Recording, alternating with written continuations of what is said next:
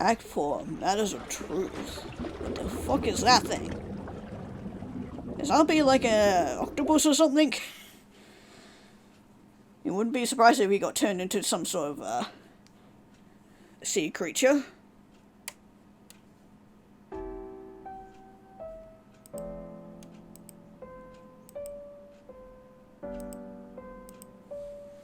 We made it, didn't we? I think we must be inside the void right now, aren't we? We made it. We made it. And finally we might be able to get some answers to whatever the fuck is going on. I can't believe it. No ground here, but if there was, you can be sure to be hugging it right now. Lana, where are you? I felt your presence just a second ago. Oh god, it's all coming back to me. Are you okay? I'm here. But didn't something horrible just happen? Yeah, it happened. Probably best that you, of all people, don't remember it.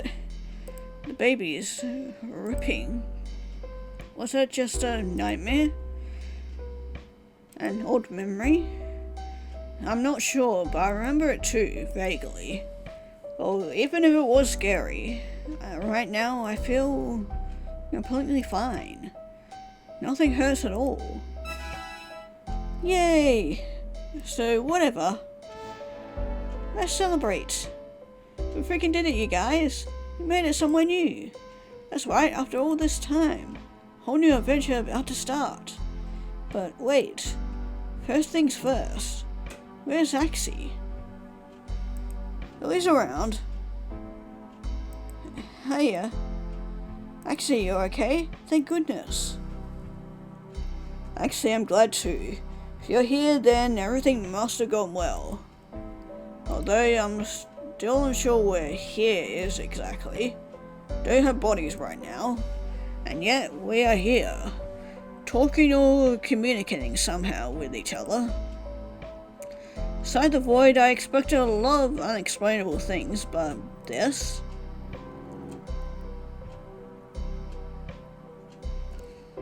Hey, let me say something to you guys real quick. I need to apologize. I should have believed in you guys. You were just trying to look out for me.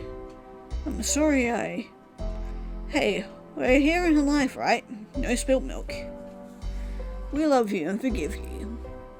Nothing can change that. But like you were saying, Neo, where do we go from here? Yeah, this place is quite strange. But man, does it feel so nice to be able to think clearly. Back in the void, I wouldn't have even been able to tie my shoelaces right now.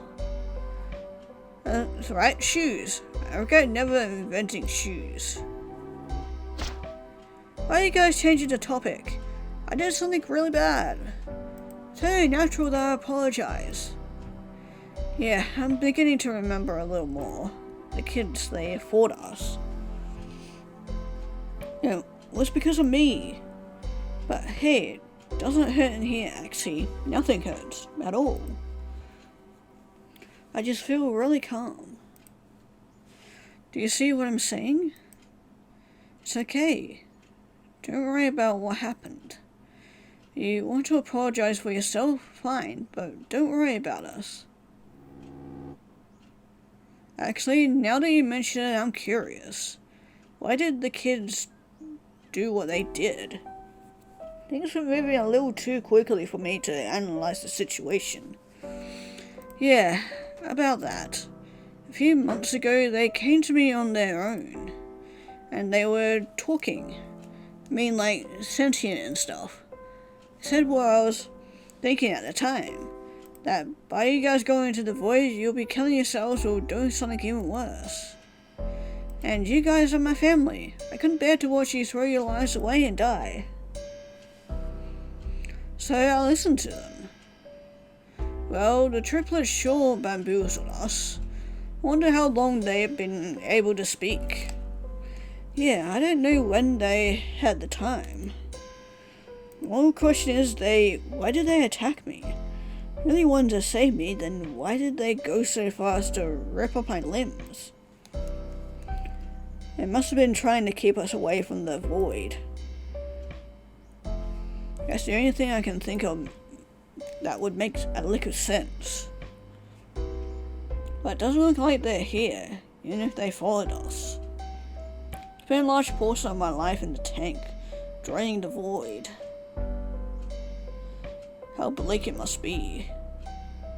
Had horrible nightmares on this place. But at least right now, there's nothing to be afraid of in here. It's kinda cozy, actually. Perhaps I'm just happy we're not in the same state that we were anymore. Being sick like that, it was a real drag. Horrifying, actually. It was more like a bad dream now that I'm out of it. Wait, Neo? You were sick? Liam, you're finally here. We finally get to get the gang back together. I'm glad you're here. To hear you're feeling better now.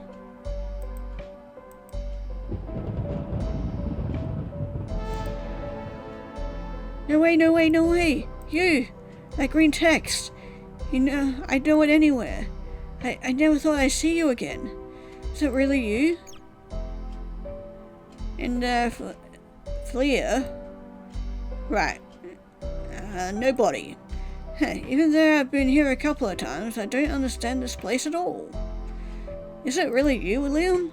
You're not lying to me? That's really your name? Well, no.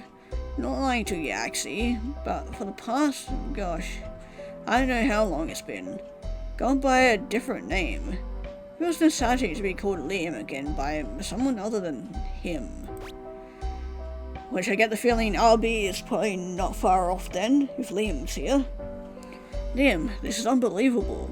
I wish we talked more way back when, and, great, he is fucking back as well. I knew he wouldn't be far off either. He's such a bore. Why the hell would you want to talk to him, when he could be talking to me? Is that ink?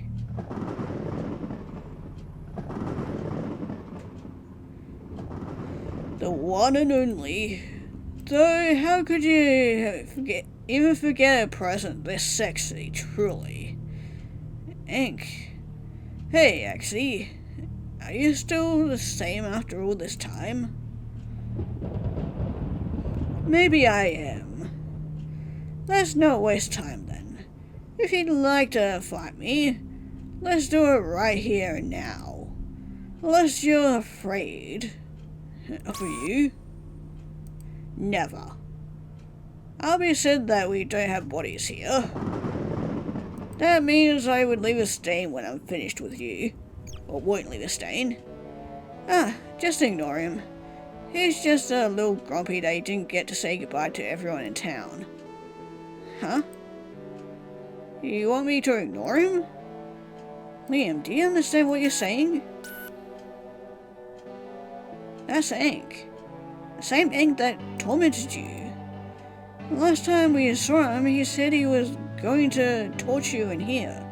Which I didn't just see everyone in town. So yeah, it was them in the VR headset then, I'm guessing. Which makes sense. Kinda guessed that immediately. Yeah, well, that was then. This is now.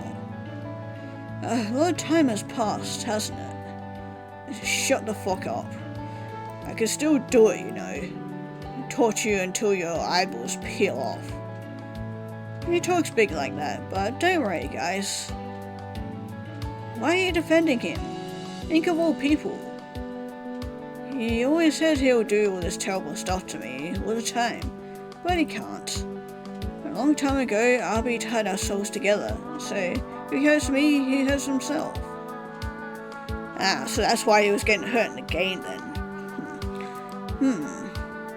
Secondly, I don't think he would hurt me anymore. Not after everything we've been through. And just what have you been through? You couldn't have been floating here all this time. God, no. I'd be puking out my own shit if I'd be in this boring place for so long. I know Bracket Boy does it. If you were here, then where were you? Oh, it's a story, alright. Even a story and a half. We had new lives. We lived as humans for a while now. Did you say lived as humans?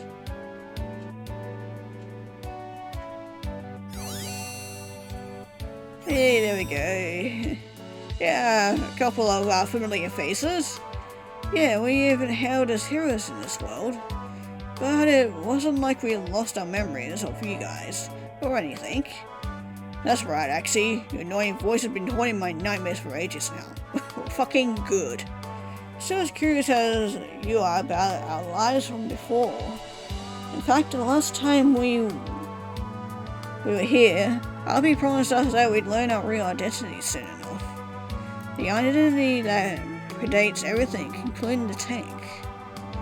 I want to know what happened, but I can't say I'm looking forward to revisiting that place. It showed me a bit of something a long time ago. It's been haunting me ever since.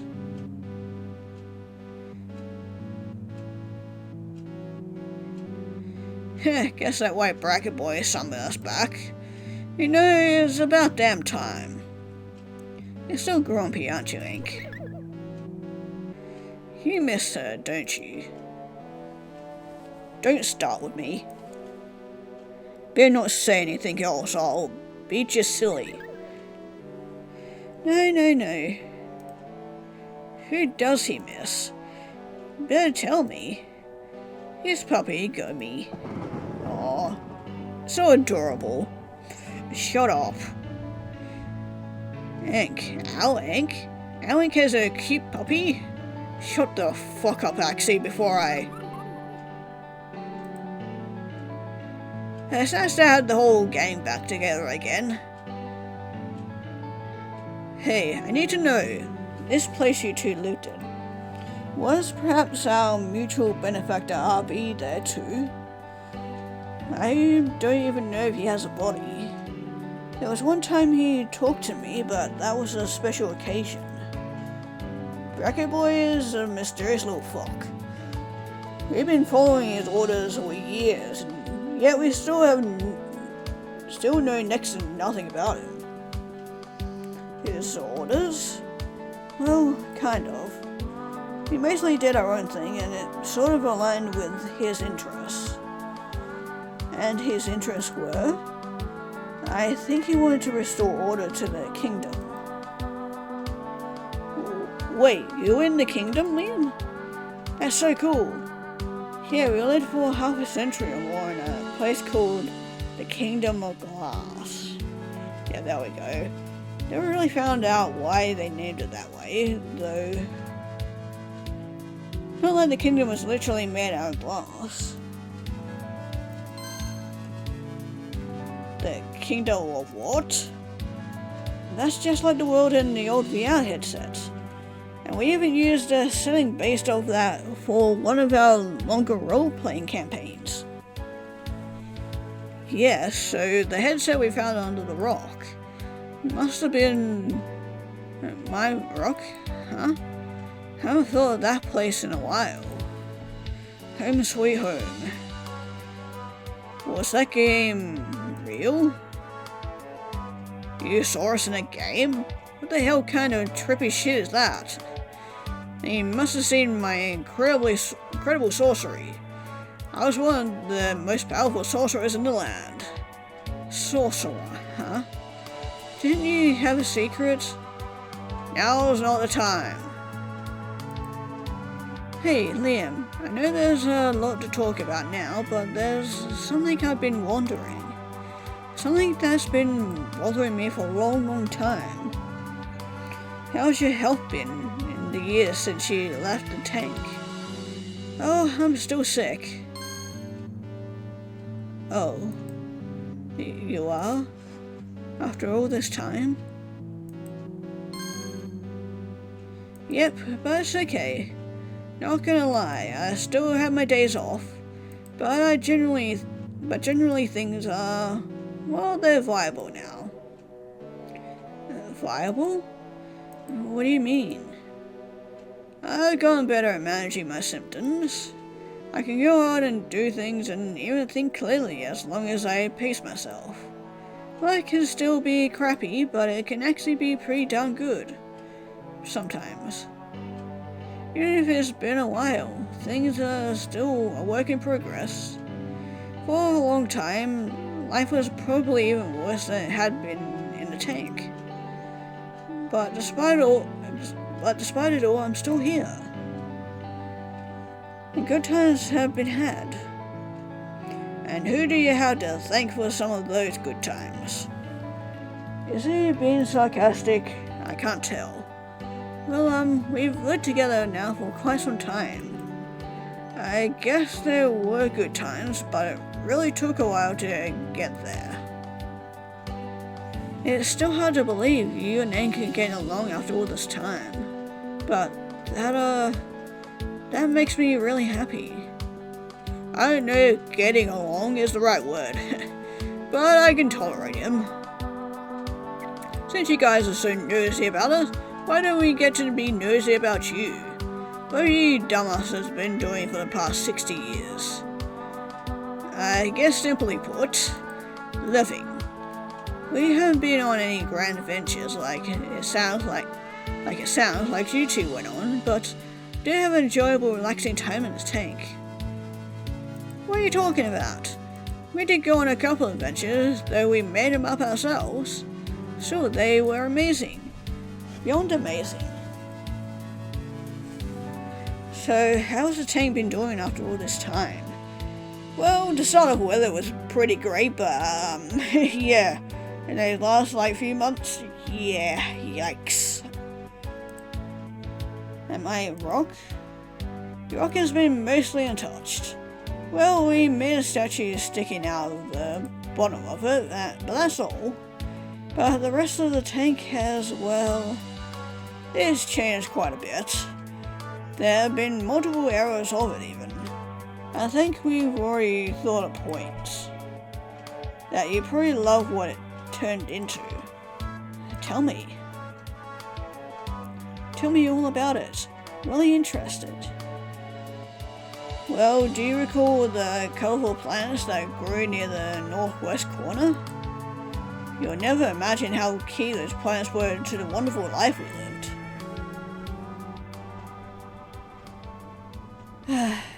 Nice and wholesome after all that shit that we had to go through to get here, but as the two parties caught up, another listened in as well. I wonder, is all my hard work about to pay off? Or are you five nothing more than another dud? After all this time, I suppose the moment of truth is here. I hope you're ready. Hope your time in the kingdom and your time in the tank has allowed you to reason out the truth.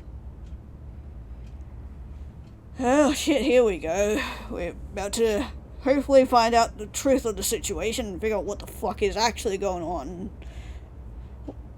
Figure out, like, why we were axolotls, why we were sent here, and, like, just all the other millions of fucking questions I have. Well, that wasn't everything, not even close, but it should give you to a fairly good picture of what we've been doing for the past eternity. It sounds like it was a lot of fun. Really relaxing. If you ask me, it sounds boring compared to the kind of shit we've been doing. Unlike your silly role-playing campaigns, we had to deal with real magic, and wars, and monsters. Well, we had to deal with our own 3 little monsters, but yeah, they're gone now, so it's all in the past. Still, I wouldn't trade our lives in the tank for anything. Neither would I. even if the ending was messy. I wouldn't trade it for nothing. I'm a bit curious as well, as to the supposed messy ending of yours. Ha. That's him, isn't it? It's gotta be him. I remember that way of talking from the messages. I knew you'd come by sooner or later. I guess it's finally time for us to meet, RB. From my perspective, we've met several times before, Neo, but I suppose there is no way you could know that. Very well. I will do my best to live up to your imagination, then. Allow me to introduce myself properly. I am Rock Bottom, the Territory Lord, and from this point onwards, until I dismiss you, or until the end of time, I am your master. I am your master and you are my minions. That is the nature of our relationship henceforth. Now, here in this tiny slice of this place stands the 5 seeds I planted so long ago. You 5, my new minions, potential key players to the conflict yet to come. Hey, what about Liam and I? We've been doing more than chopping liver for you for these last few years, bracket boy. Always in preparation for this exact day, this exact moment. Though I suppose that means less to me, a manipulator of time. So, what do you want us to do? More importantly, what happens if we are not prepared for this conflict? You will rest, as you shall not be useful in the war, and be discarded like the vast majority of essences you see floating around you. But lament not this possibility. It will cause you no more pain, and depending on the outcome of the future, you may be better off that way besides. As for the task I ask you now, it is simply answering a question. A test? You're saying our lives come down to a test? Let's go last place whenever we had quiz night. I believe we'll be answering this question together. Axie, that correct, RB? Indeed. So then, Axie, Lana, Liam, Ank, Neo. The final question. First and last and most important question. Who are you? Huh? Who are we? Hey guys, I thought this might be the question he'd ask us. In fact, I even prepared a possible answer. I also, when he said that, something came to mind. Something that's crossed my mind a few times over the years. Well, I'm second guessing myself, but I guess I got an answer too. Go with my gut. Last time I was in here with RB and Ink was some troubling things were said. It was from reflecting on that conversation that I was able to come up with an idea that might be the answer as well. Yeah, I totally got my own possible theories. Oh please, bracket boy, the question is so fucking easy. Anyone with half a goddamn brain could get it. How do you think I finally start hating Liam? But we only came here to understand a couple years ago. Lived in the Kingdom of Glass for over 25 years under the same roof. Shut up. Anyway, it sounds like we're all on the same page. Are you ready? Let's say what's on our minds, all at once, on the count of 3.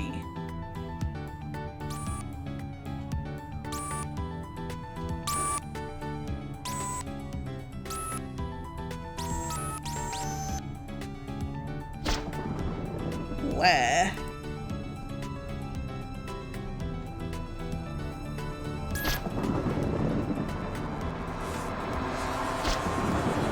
We're one and the same.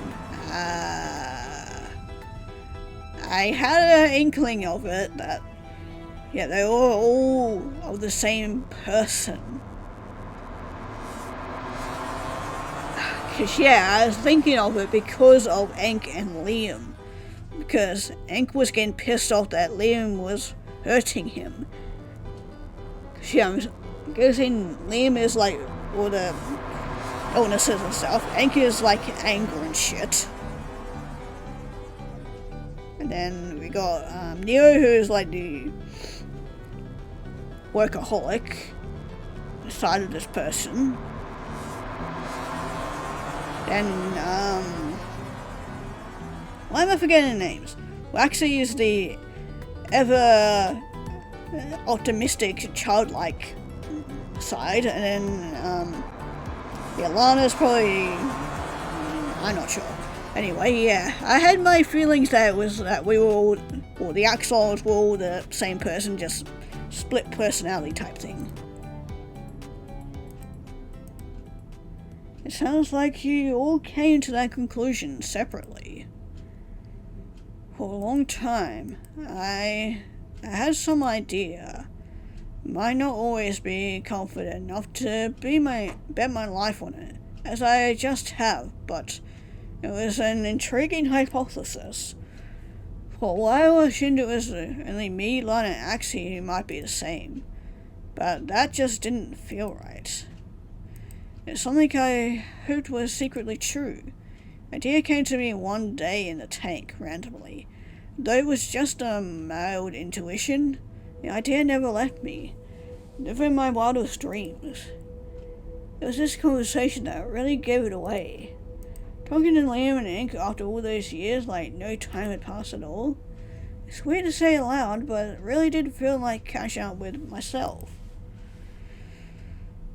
I found out the reason why I hate myself. It's the only thing that made any sense at all.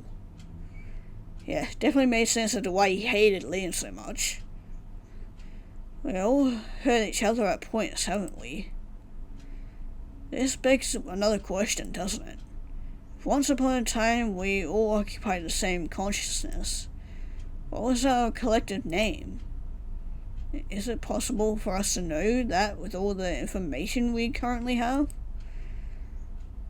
Well, of course it is. I won't penalize you for not knowing, but you could think of it as sort of a bonus question if you like. Let me guess, it has to do with that everything book? It's obvious, you idiots.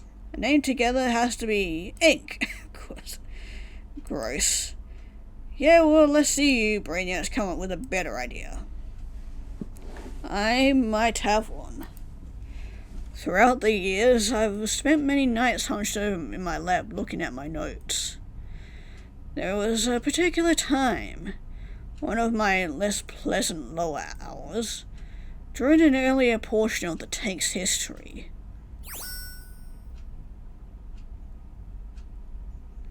Oh, I see it. It's the beginning of each of the letters. I see it. Okay, so it's completely different to what I thought it was, but it works, I guess. At the time I was spending hours in a stupor, hoping that the void would work again. Just absentmindedly staring at our names printed down on a page. It was just lucky that I accidentally arranged our names in the format I did in the order I did. But now that I think about it, was it luck at all? Was it an infinite amount of monkeys pressing random keys on a typewriter? Or was it simply some form of intuition, as you just suggested, Lana, on an old memory coming back? Either way, I came across this configuration. By taking the first letter from each of our names, in this order, and putting them together. Alan. The name stuck out to me in a way I can't quite put into words. Rang a bell somewhere deep inside my heart. I imagine it's hard to forget your own name, yet somehow I have. Is that right, Albie? Or have I made some mistake? Even if the name stood out to me at the time, there wasn't much I could do, even with this assumption. At the time, I was afraid of opening up old wounds and bringing it up to you guys. It's always been in the back of my mind, though.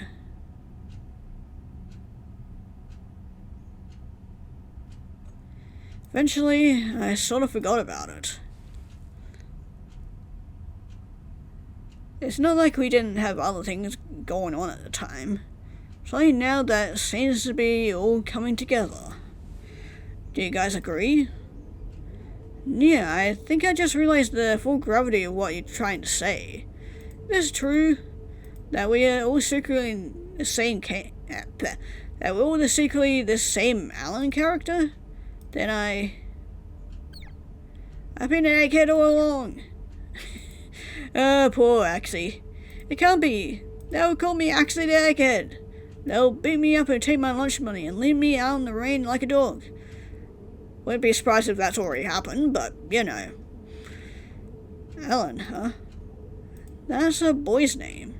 I can't say I'm not disappointed. I was hoping that we'd be a girl. A cute girl.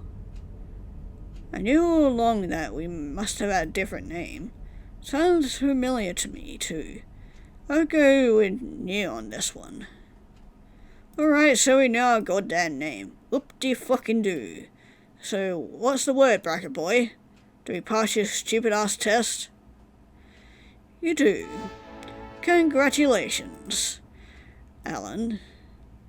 You passed all the prerequisites I set out for you. This in itself does not mean your essence is ready, but it does mean I am comfortable gambling on that possibility. Mr. RB, sir, I think it's safe to say that you lost me. What are you comfortable gambling us on? I think we're going back somewhere. A place that's haunted me ever since we've been separated. So you have an idea then? Yeah, you three have been through this before. It's not fun, even for a sadist like me. Your head will feel fuzzy and you'll start remembering weird shit like you're hallucinating. Although remembering things last time made things even more confusing for me, so for a while. Now that the five of you are gathered here, you should be able to see much more of the truth. Tell the story of your life amongst yourselves, filling gaps of knowledge that others are missing, and then come back to me and we can start the process for you to become Alan again. This is of course assuming none of your essences shatter. I always knew I'd have to revisit that time. Well, I'm ready now as I'll ever be. I'll say the rest of you. If you are not ready, then I must postpone this. And it's also postponing my game because the kids are freezing. I'm ready to have my hopes of being a cute girl dash into oblivion, if that's what you mean. Little kid me better be saying hiya. And it better be adorable. Yes, let's go. Back to that time, huh? Well then, bring it on. Even if you may have once shared the same essence, it does not change the fact that you are now distinct, different personalities. When you return, you'll have more to talk about. Good luck. Not every project of mine reaches this point.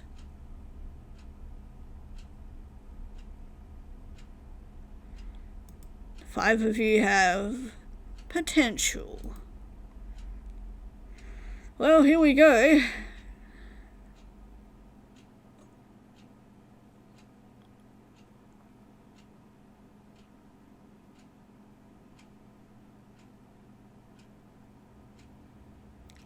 Yep, here we are again.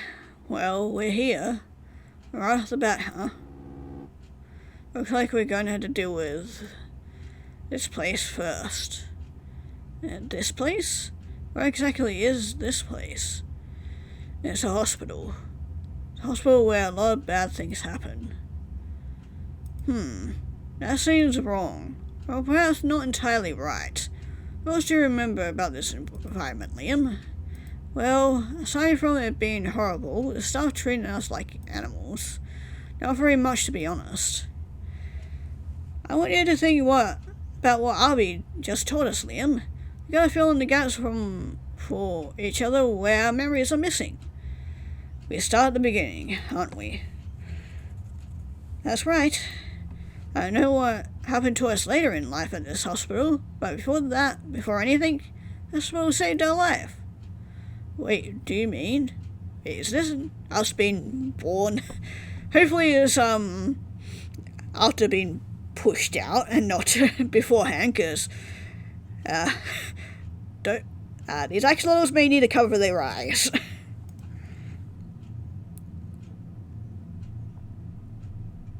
That's right, Lana.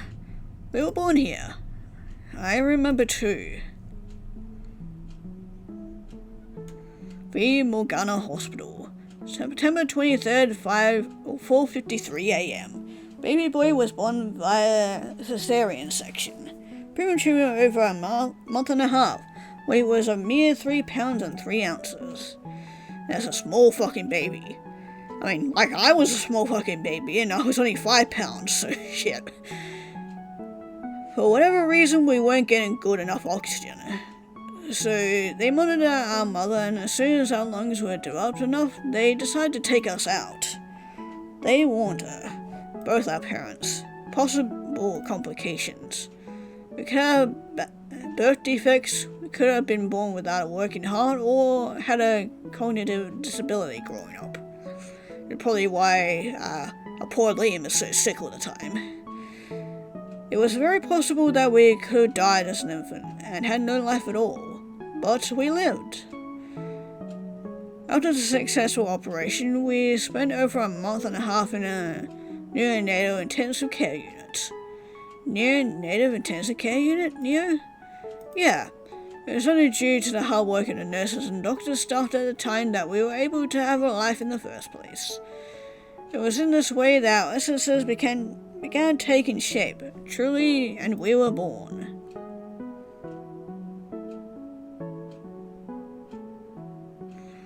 I can't remember that time at all. Oh yeah, you had pressed to find someone who remembers stuff from when they were an infant. Parents told all this to us secondhand. What do you remember, Axie? What are some of your earliest memories? Earliest memories? I couldn't tell you what comes first chronologically. But I do remember a couple of snapshots from when we were young bucks. Right, I tried to go in the backyard and play in the sandbox, like a toddler on a mission. Crawling around the floor of the living room like a rugrat. And turning on the TV and actually watching Rugrats. Cartoons are the best. Remember us eating ice cream in the park with our dad. Remember doing boring errands with our mum. There was a nice lady at the drugstore who always gave us candy. Sleepy bedtime stories at night. Going to the parks, swarming with people for a jazz concert with our parents. Remember Cub Scouts and soccer, and even a little bit of preschool, where I think I had my first ever crush. List goes on and on. You mentioned our parents. I remember them too. Really loved us back then, huh?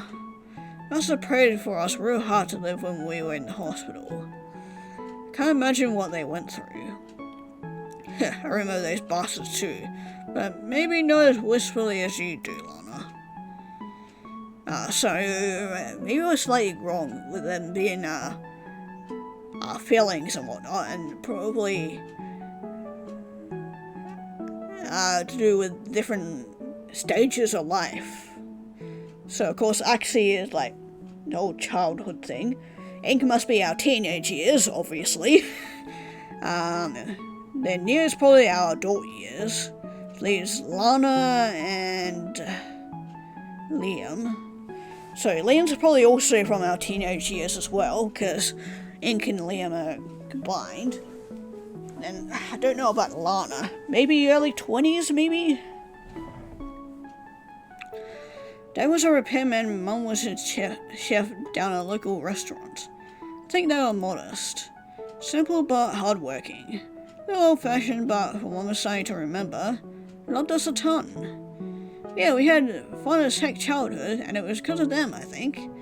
Can't believe you guys don't remember the good times. I do a bit. Remember water balloon fights on hot days. Remember sleepovers with some of our best friends. We used to play anime card games well into the late hours of the night, beat each other up on video games like Super Smash and M-Kart. Leave it to Axie to remember all the dumb shit, all the unimportant shit.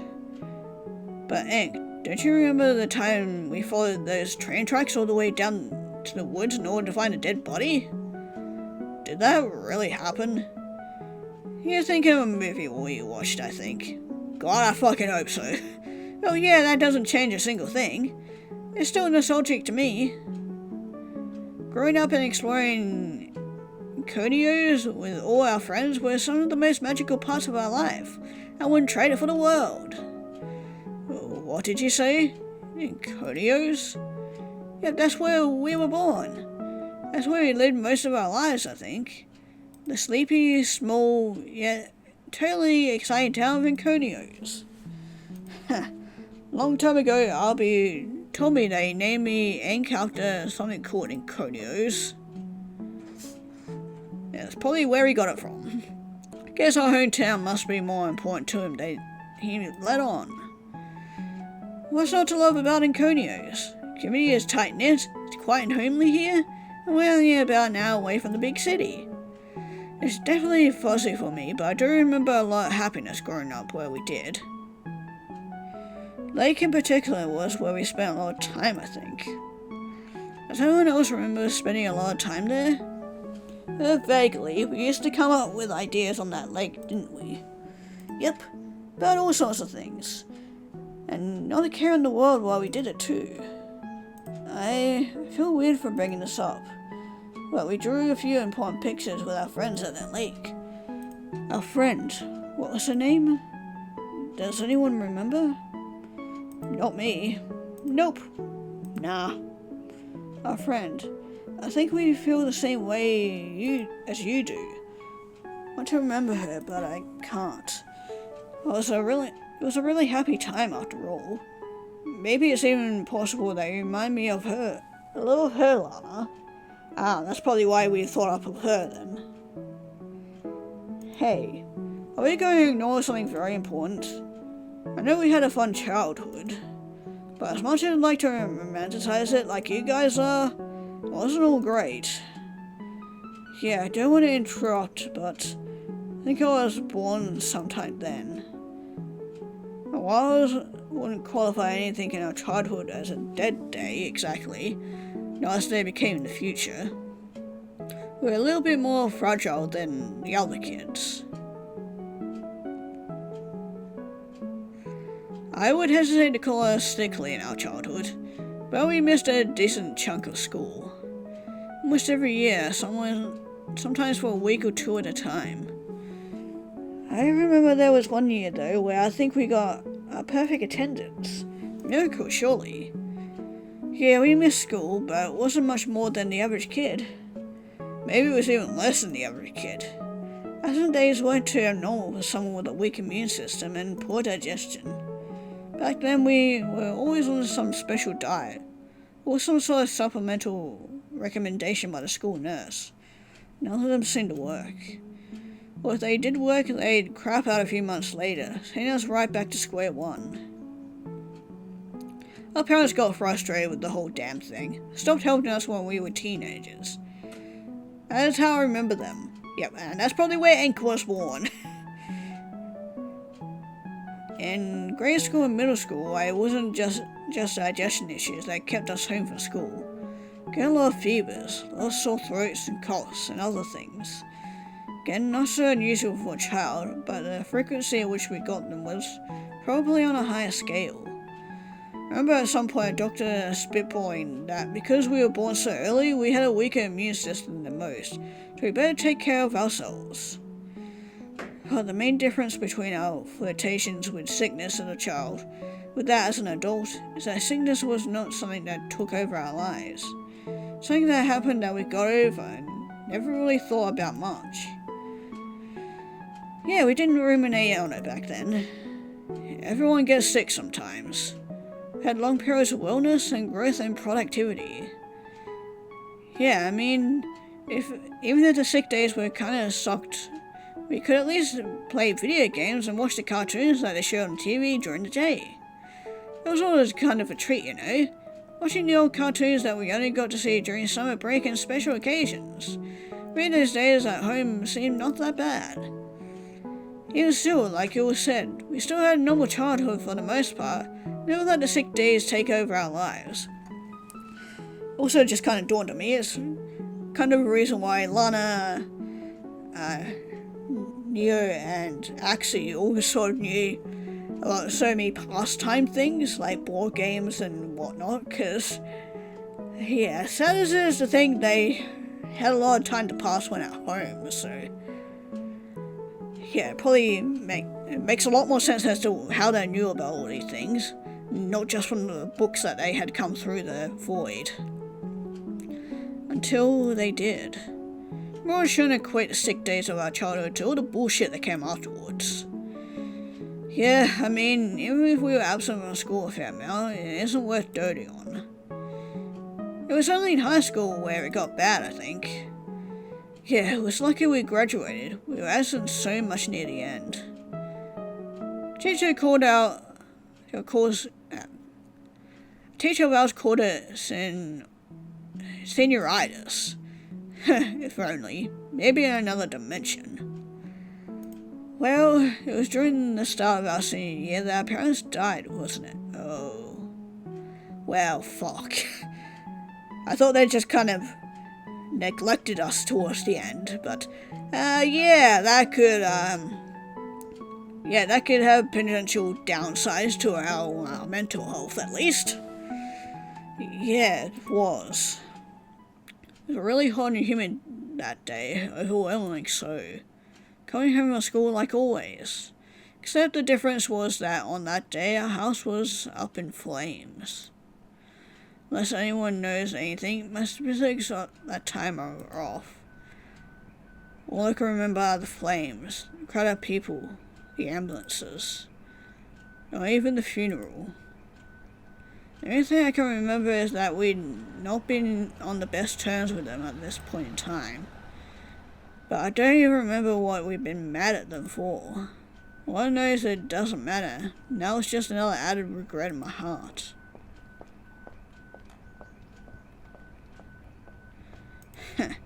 Remember the police. No foul play suspected. What a load of crap.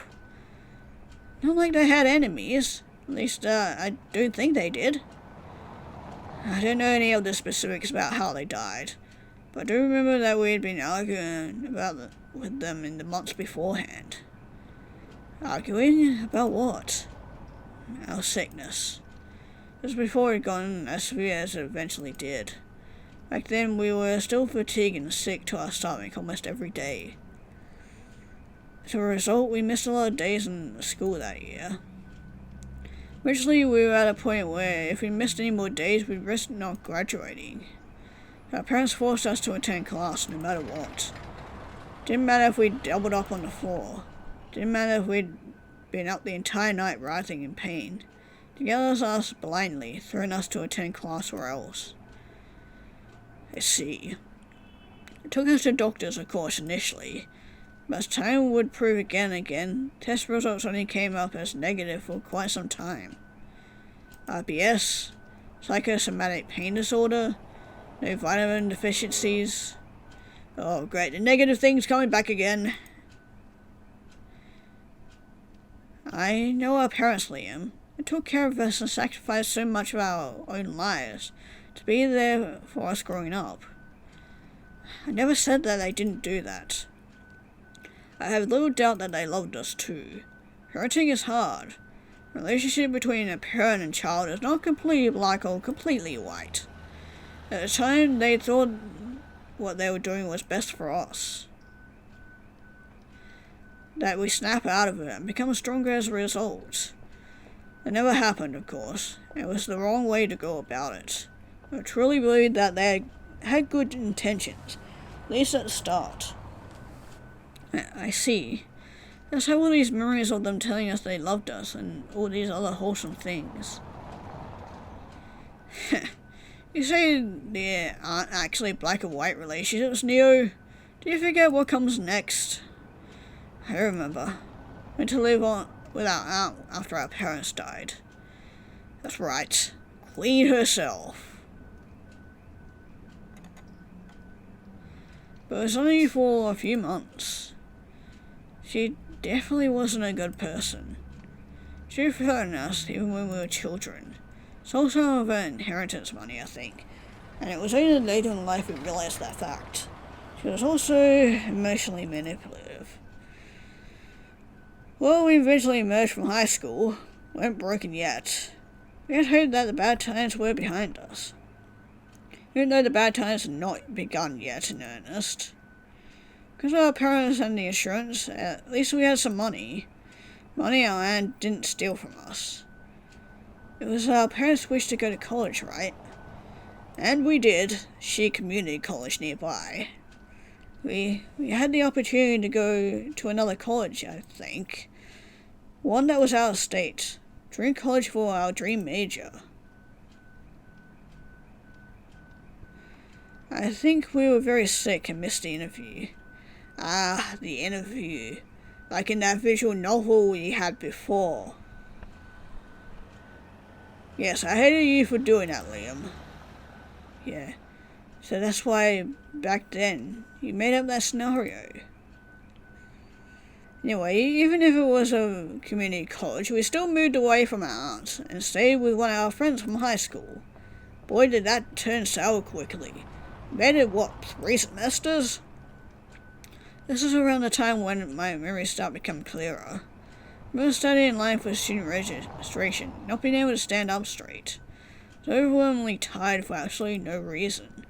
Next day I remember being woken up by pain, like 100 needles twisting around inside my body. I remember our sleep quality suffering. Our grades become worse and worse because we were unable to deal with class. We had many bad days before, but none of the days before this could be considered dead days. Now we are dealing with dead days. Dead days? That's right. That's what we call them. An unproductive day of lying in bed.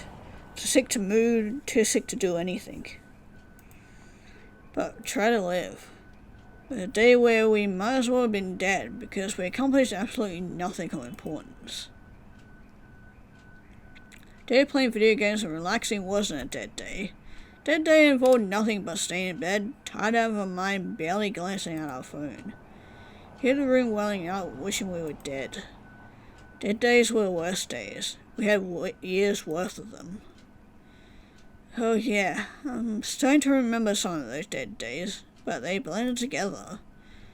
But it wasn't all bad back then, was it? Dead days were infrequent at the start. We had some help to deal with things. Yeah, a friend from high school. Yeah, they were our roommates. They were roommates. A lot of the times when we were too sick, they brought us food or water. Really cared for us. They were amazing. Eventually we became even too much of them, right? Yeah. Family pressure from grades, insomnia, growing inability to eat food, constant lethargy. It all became together to create a perfect mental health meltdown during our second year. Saw a psychiatrist for the first time, and they prescribed us antidepressants and sleeping pills. That's right, they tried to shut me up.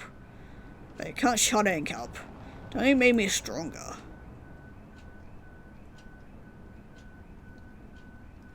Fortunately, while the medications they prescribed worked initially, they eventually popped out. Some had some bad side effects. Few were addicting more of a curse than a blessing. The years went on, we tried medication after medication, in order to control our overwhelmingly negative thoughts. It was too late when we realized later on that a few of these substances may have done permanent damage to our brain. We made a mistake pushing ourselves through college at the time, as our parents might have made us done. Not pacing ourselves made things much worse overall. At some point we had to drop out of college and rely on our friends' family for support. They were awesome. Yeah, they helped us a lot with food and stuff and encouraged us to seek out more medical care. Which we did. Started seeing doctors again and doing various tests. Blood, neurological, specialized digestive tests. Negative. We were starting to think we were going crazy. Weren't we though? A little? Yes, of course. Our body was shutting down. And her health was getting worse and worse. The pills were not working. Made us feel like we were pushed up against a wall. Mental state wasn't good at the time. Perhaps at how we acted in day-to-day situations. There are different degrees of worthlessness, though. Yeah, soon it got worse. We had to move out of the dorms after we dropped out of college. Felt like we were being too much of a burden to our friend's family. We got our own apartment in a sketchy neighborhood. Which is probably that familiar ceiling we had when we first had Liam in the void. It was all we could afford, living off the tiny bit of money left. Many young adults, getting your own place would be seen as a huge accomplishment. For us, though, it took all our strength just to move there. A ticking time bomb of savings and nearly accrued debt. We'd had a lot of insomnia and a lot of worries leading up to that day. But once we were there, we resolved ourselves. That's right, we did, Egghead. We were going to get better. We were going to protect ourselves. We were going to get a job to support ourselves and follow our dreams. We had to get out of this mess. Get our shit together, become a functioning member of society, no matter what. Yep, and there's the ceiling. The ceiling. I know it well. This room. The room we spent a lot of time in. And the room we suffered in the most. A hot and stuffy room that encompassed our lives for the majority of a decade. It wasn't supposed to be like this. Yeah, when we first moved in, it was a vow we made to ourselves, remember? This is going to be a new chapter of our life. All the pain of the past is gone. Future will be bright. If only we knew how many pleituses of suffering we'd end up reaching from that point onwards.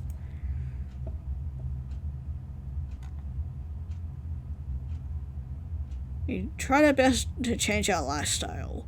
Tried different diets, supplements, herbs, and doctor visits in order to improve our digestion, energy, and our horribly foggy brain.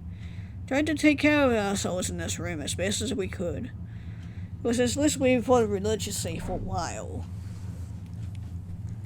It wasn't bad advice. Sleep, hygiene, eating 3 healthy meals a day.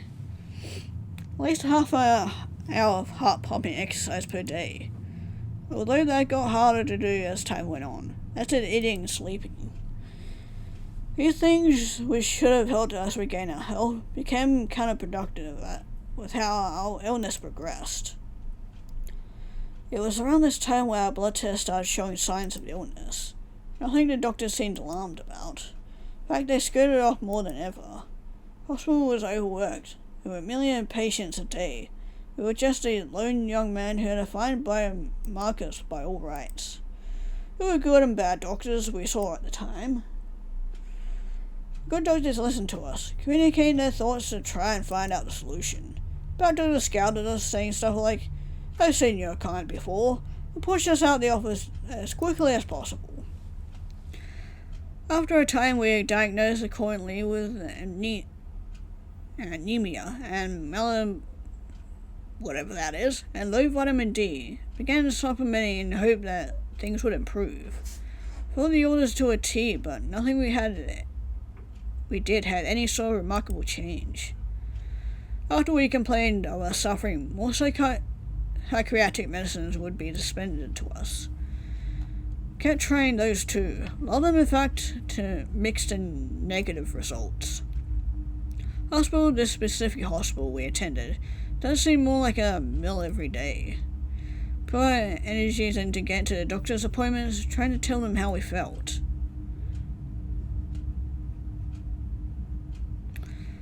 We had doctors literally shrugging their shoulders as they began to look at our chart, crowded with tests. Why couldn't we switch hospitals? Try something new? I can't answer this one. It was plainly put our insurance. The hospital we went to was the only one that the government provided to us, which cost more than we could afford, leaving off a set amount of money. In fact, it was this point where we said screw it. We tried to struggle through life anyway and hope that things would get better.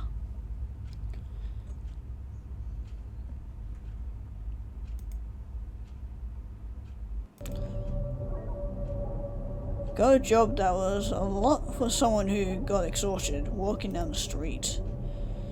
A job, just like going to school had previously done, only made things worse for us ultimately.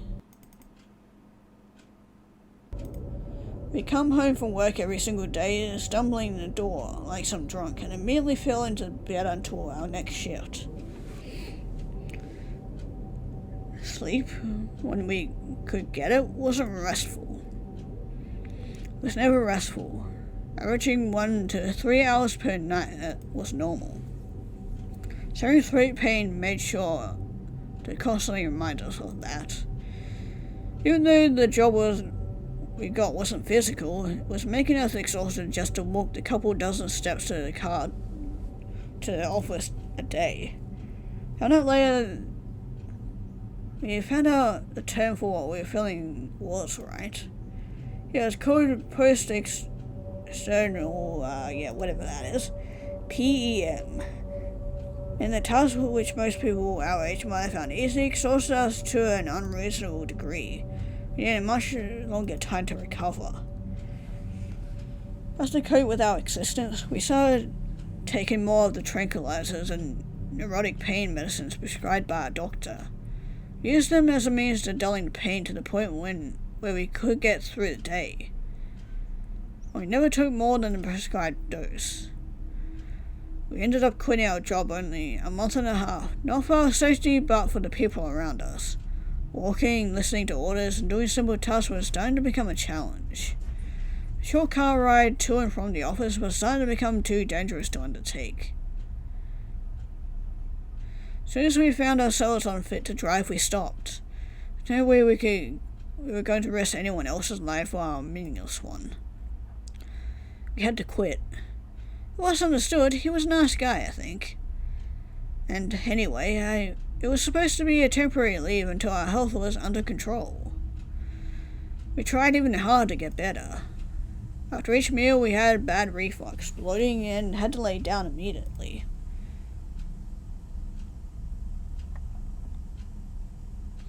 We got up from bed, we could feel our heart beating rapidly, and this made it very hard to walk without kneeling over. Trey was again doing labs. And so we kept getting negative test after negative test back. As our dizziness worsened, so did our anxiety. Horrible panic attacks became the norm for us. It was at this point where keeping the doctor's appointment became a challenge. Going to them was too taxing for our body, threatened to send us into a terrible stupor. We started depending on our old roommate more than their help to getting groceries. Even still, preparing the food itself became a challenge. And eating is a nightmare. Few foods, if any, tended to agree with our stomach. Sometimes nothing would stay down. We were tired and in pain after every meal. We were already on the skinnier side, but I think we started losing even more weight. We eventually got to the point where even taking a shower would cause us to fumble over. When the pain got really bad, we'd go to the same hospital because that was our only choice. Anyone in town that would accept us without charging an arm and a leg.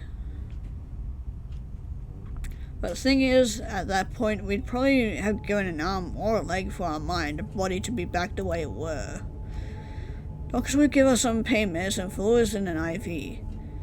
And we'd have to leave because they had assessed we weren't in a medical emergency. I don't think we weren't really sick because none of our tests showed anything serious. Was our illness all in our heads? Was it?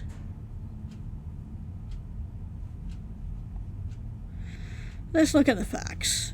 Food wouldn't stay down, sleep was never as restful as it should be. Mine was in some sort of psychosis. So no, it wasn't completely in our heads, although our mental state wasn't doing us any favors at the time. Besides, sick is sick. We were quite depressed though. Part was true enough. Every single day was a dead day at this point. Simple things we took for granted, like getting out to go to the computer because it became a luxury. Basic motor functions started to become an issue. Light and sound would set our brain off and cause us to have a jolting, piercing attack. Good times. We couldn't all in good conscience say we were living, but we weren't dead yet either. It felt like time itself lost its meaning in those days. Looking back at it through a clear perspective, I'd like to theorize that our illness was causing some sort of brain inflammation. We stopped leaving the house at all, relying on our one friend for grocery support. At one point we became entirely housebound and partially bedbound. Eventually, after a long period of struggling, we became entirely bedbound and lost the ability to walk. Not functioning at a basic level is the scariest thing I can ever imagine. Felt like we were an old man about to die, but we were still in our 20s at that point. It was pathetic. Our degenerate lifestyle was disgusting. I hated ourselves. Hated everything about ourselves. We understood that the illness was all in our heads so much and so often that we couldn't help but hate ourselves. Still, even when things were so bad we could barely remember our own name. Kept fighting. Tried experimenting with various meds, prices be damned. Yes, that's right. Liam would shove meds down my throat all the time. Force all those goddamn pills on me, one after another. Some of them would make me not enjoy anything at all. Some of them helped, didn't they? Not the point where we felt anywhere near better or functional. I hated you for it. If you weren't sick, then I wouldn't have had to deal with the diet of those shitty pills day in and day out. Our quality of life was a sick fucking joke. I was so angry at you for making it worse. Tried to get better by your call, and fuck all that gave us. Tired of you feeding me those damn pills. It was horrifying for me. Just wanted us to be out of pain no matter what. And do that, there was only one final solution. Had to take control of the ship. Suppress the rest of you. There's only one way we could get out of this pain. I wasn't looking forward to this part. But Ink, even if you wanted us to die, you never did it out of malice, right? You didn't hate anyone else, did you? And you didn't really hate us either. You just hated what we had become at that point. That time, suicide felt like the only rational thing. So disgusted by what we become that I couldn't stand us. I still hope that we could have good days. Remember why I hated you so much, Axie? Hated seeing you, that annoying kid we once were, with a care in the world. I was disgusted to see you be seen in your presence. You were jaded. Well, whatever the case, I wanted us out of pain. We approached a period I don't think I have any memories of, and I've been pretty on top of things so far.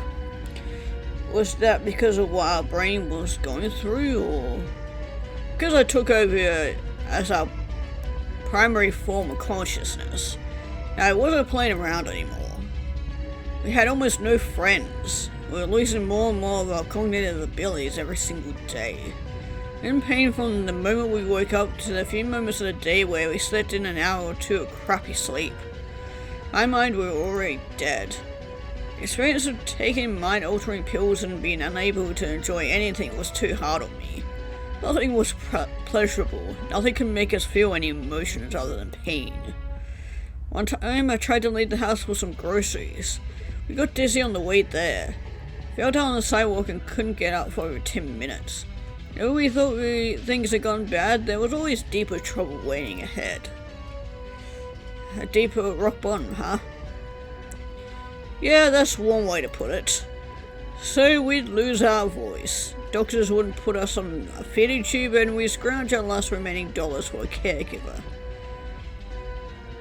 That's if we were lucky and didn't die alone in our stuffy, shitty apartment due to malnutrition. For future suffering, I just wanted to end it.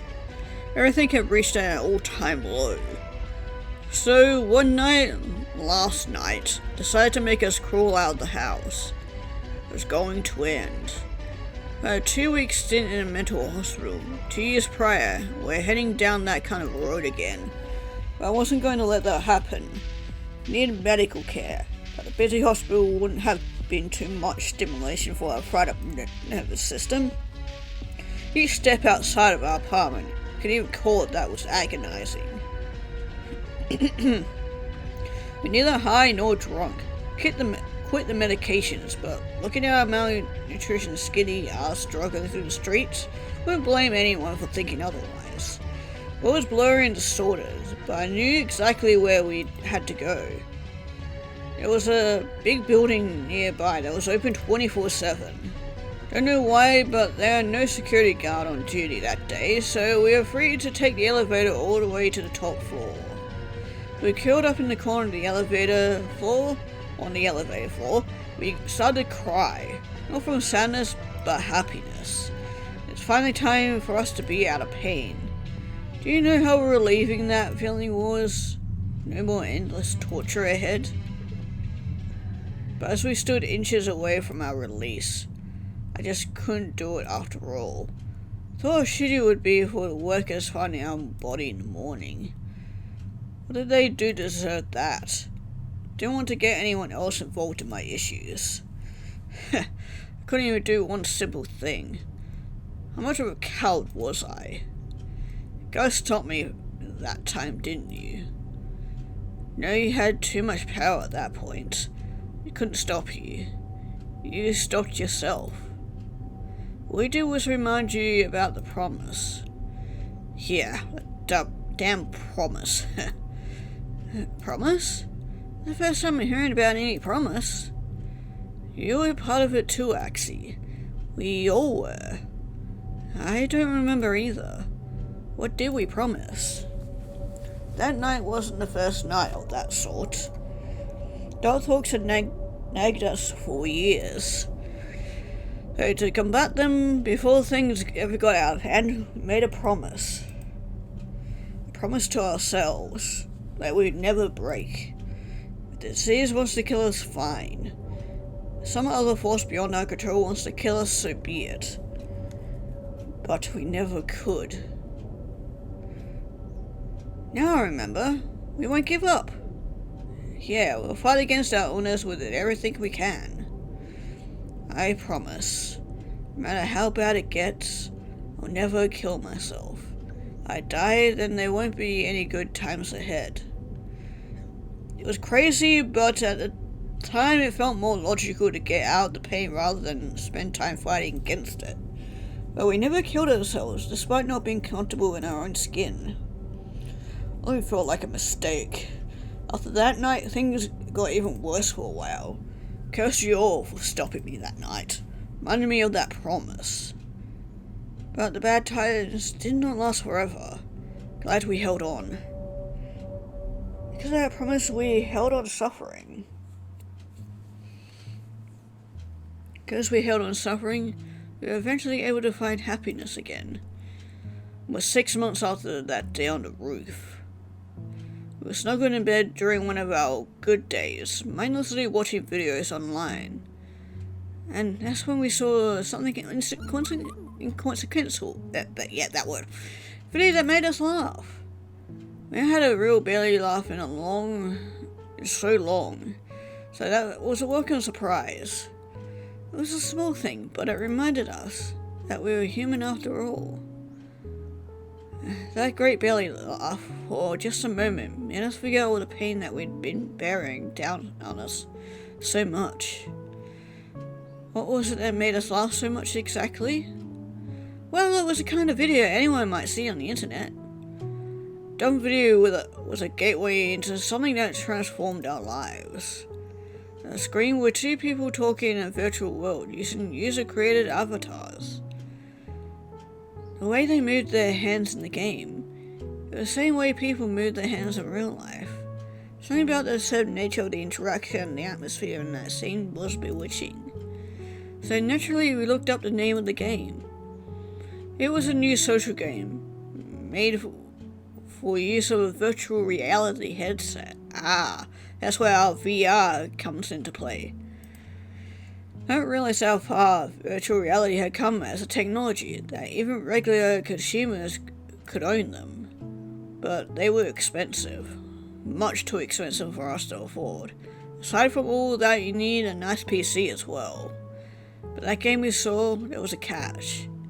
It was free to play. It supported regular desktop users using a keyboard and mouse. So I had to give it a go, despite not enjoying much of anything for a long time. Little did we know that playing that stupid game would change our lives. Genuinely thought was all over us beforehand. Anything left to do in life was to suffocate slowly. But we booted out the game and sat there. Even though we weren't comfortable moving yet, even though we hadn't changed out the default avatar that the game assigned us. We made a friend, didn't we? It's time to remember now. A friend brought us to a different world, a space world. Talked to us like we were a person. Eventually we had a whole group of friends we met through that game. At first we could only play for an hour a day because anything more than that was too overwhelming. But soon we could play 2-3 hours. Well, 2 hours, 3 and 4 and even more. First time in a long time, things started getting better and better, didn't they? Now, new friends would sometimes stream the game online too. So when we were laid up in bed, we'd watch him on our phone too. Playing this game was one of the more positive parts of our life, even after getting ill. Anyway, our relationship with this group grew deeper. We began to get more confident and open up to one of our friends. Friend listened to us without judgment, and they accepted us, warts and all. Made us feel loved for the first time in a long time. We went on more adventures in the game. And while we still had horrible days, we felt that life was not an unending nightmare anymore. At the suggestion of one of our friends, we also did some deeper research into the symptoms of our illness. It's shocking to find tens of thousands, if not millions of people out there who had similar symptoms and experiences we had, all across the world.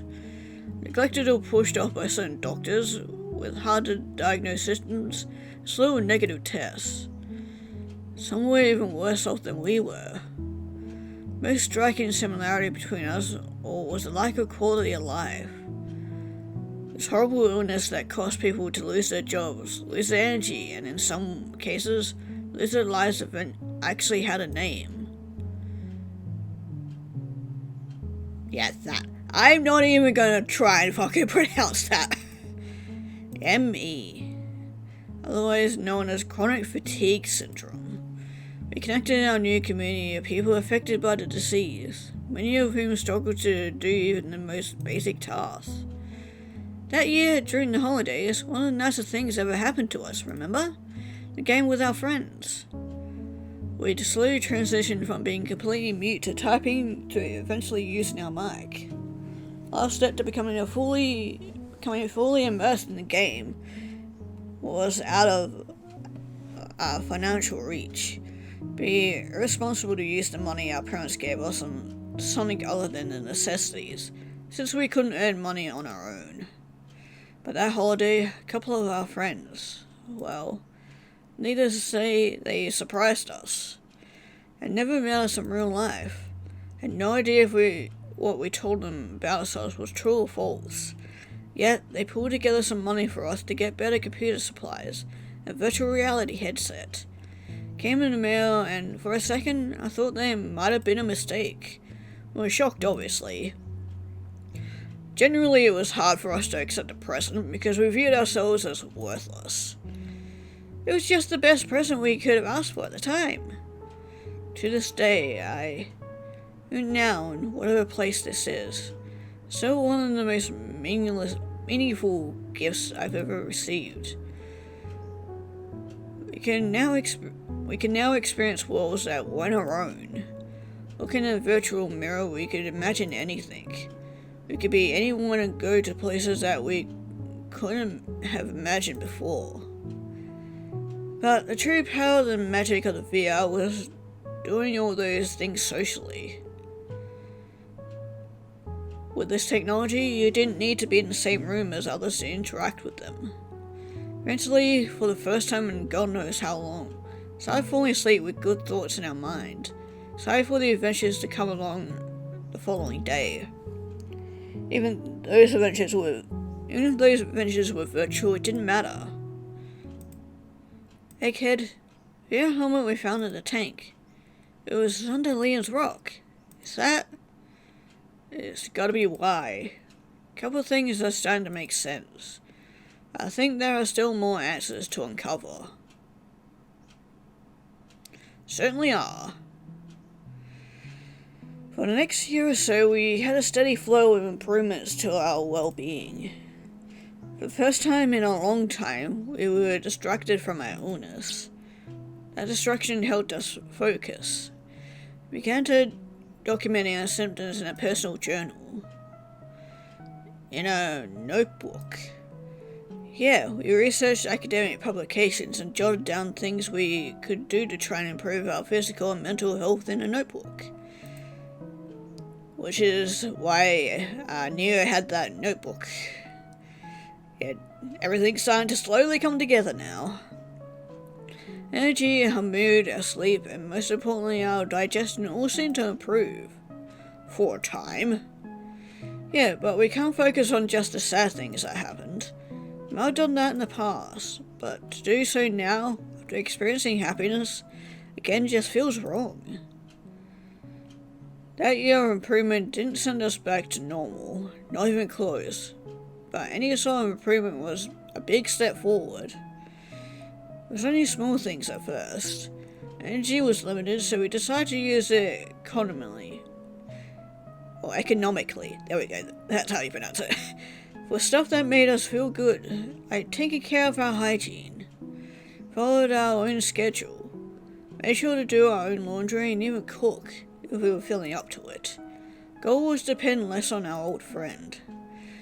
Ended up, we opened the windows in our room for a few minutes each morning.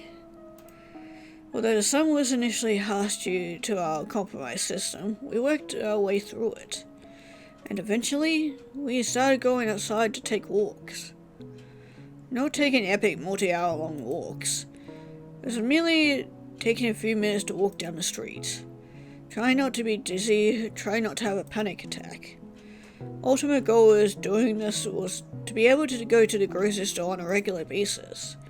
Sometimes on nights where we had a good rest, our body wasn't in searing pain, could walk down the 2 blocks to the grocery store and come back home with a small basket of food. This didn't happen consistently. Sometimes we had horrible panic attacks on the way there and had to turn back, hoping we wouldn't plant our face on the concrete as we had before. But compared to our previous state, this was a major improvement. Even if it was only through a few days, we felt like we had our independence back. With this encouragement, we started to push towards a positive mindset. One of the most productive steps we ever made was forgiving ourselves for being so sick. It's important to have realistic expectations of what you can and can't do in life. We have realistic expectations for our life before it all turns shit. The ability to work ourselves, to think for ourselves. At some point we wanted to have enough money to eventually travel. Living in a room forever wasn't the plan. We loved Inconius, but our bad experiences here had clouded the city. Wouldn't it be nice to start over somewhere new? Vienna was a great escape, but it wasn't real life. I want to know what it would be like to experience new cultures, try different foods, and see in real life the kind of places that we never thought we could see. There was no law against dreaming. A normal life, coming home and spending time with a family, happiness. But our mind wouldn't let that fantasy run very far, because it wasn't possible. To make a family would require meeting new people. Didn't think it was fair to expect someone to spend their lives together with us if we couldn't take care of ourselves. I think that's wrong, Hank. I think it's still possible for us to meet new friends, even in our state. We had the advantage of being born at a time where the internet was a thing. And besides, there's no shame in dreaming about those things. We began to get excited for the future as well. In October, the Iconius World Fair was to be held. An event only happened once each decade. Our older friend group from when we were kids contacted us and asked if we wanted to meet up there as a little reunion. We were getting to the point where going out in public for an extended period of time felt like it could be a real possibility. The old friends had mostly moved away from the small town of Iconios in search for wider pastures. It was a rare opportunity to see them once again. No. But as the day of the fair got closer, our symptoms started to flare. I had gone over our eating problem. Even one wrong food would send us into a terrible spiral, resulting in total exhaustion. Didn't sleep all too great in the week leading up to the fair. Bad sleep in turn affected our fragile nervous system and anxiety. We had hyped ourselves up so much for the event, meeting our friends and getting out of our dingy apartment, that it didn't feel right to cancel it though. In retrospect, we should have just told them we weren't feeling good. Well, we tried, but didn't really get the point across. Didn't know how sick we'd become. I remember being so nervous the night before, about everything. People right there, walking around a vast amount of people, eating new food. Next morning with no sleep, we headed off. We were delusional to think we could attend something like that by ourselves. When we exited the car, the first thing we did was find a bench to sit down. Then it all hit us at once.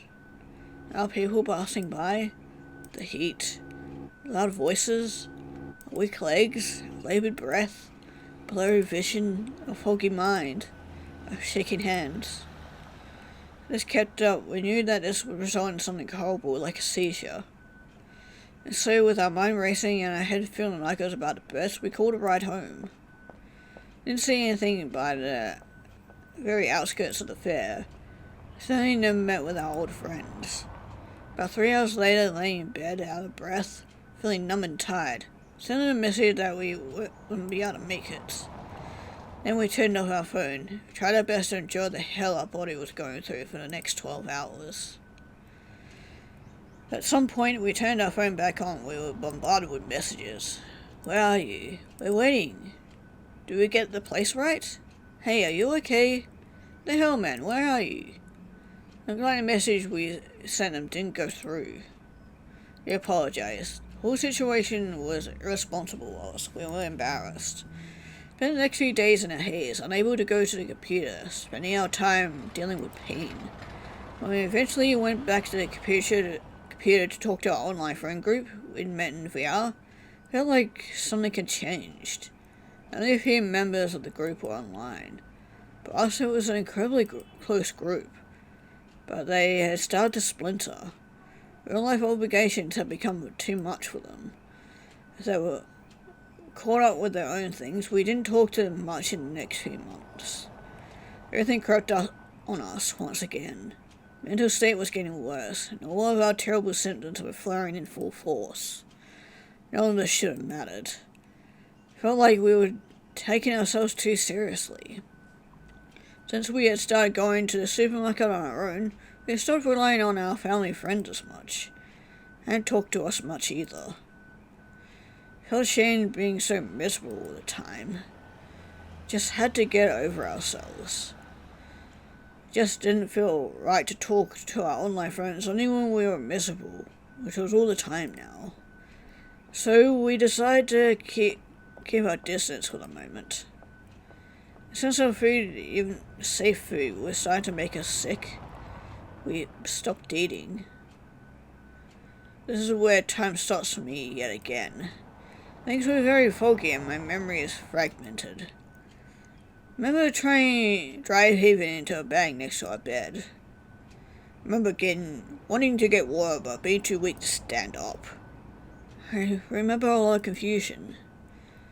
I remember our stomach, despite not eating, being inflated and bloated. Our image when we looked into the mirror was a pregnant skeleton.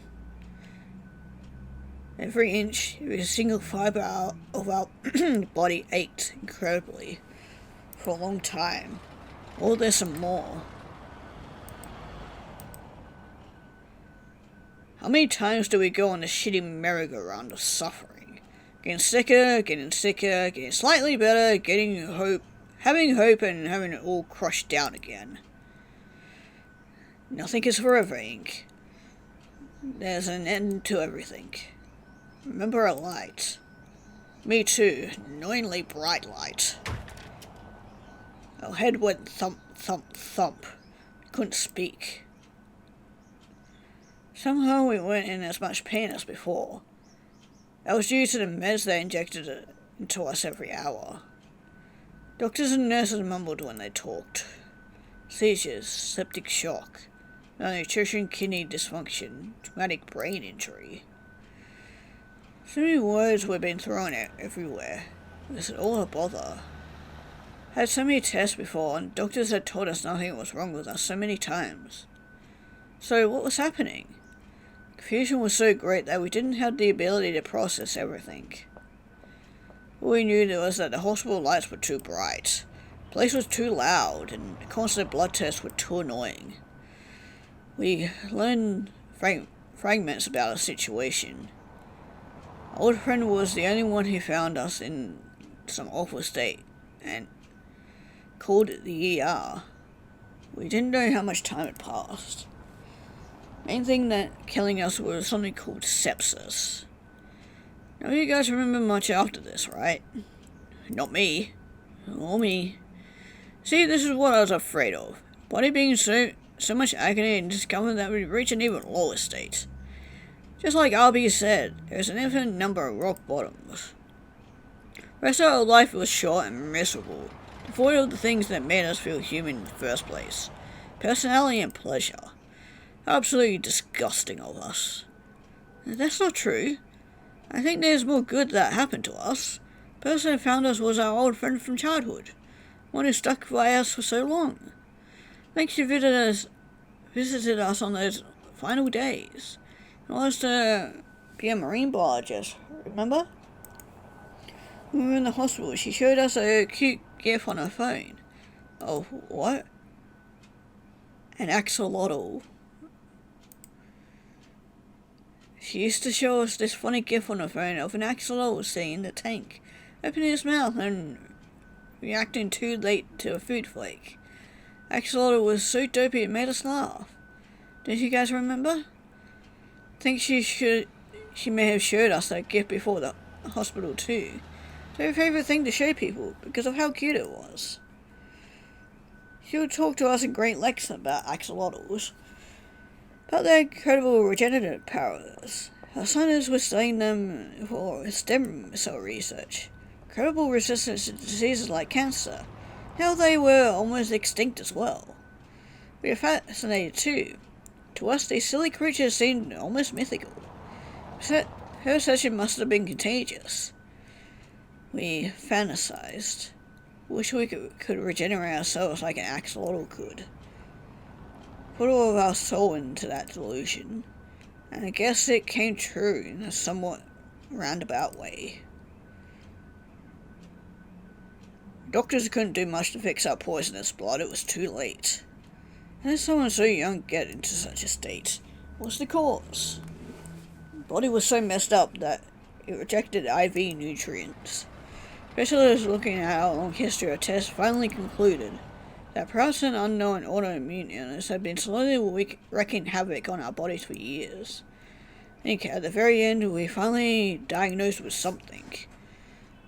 Didn't look good to be diagnosed so late though. But those last few days were terrible. Due to talking with our friend, I think we had managed to, ever so slightly, climb up from our biggest rock bottom yet. We died with the thought of axolotls in mind. We were invisible to the world for a long time while we were alive. The saddest part to me is not even our own death, but the fact that there were, as we learned, countless others in pain whose quality of lives were cut short due to illness. I see. So that was our life before the tank. Hey, Ink. Glad I met you again.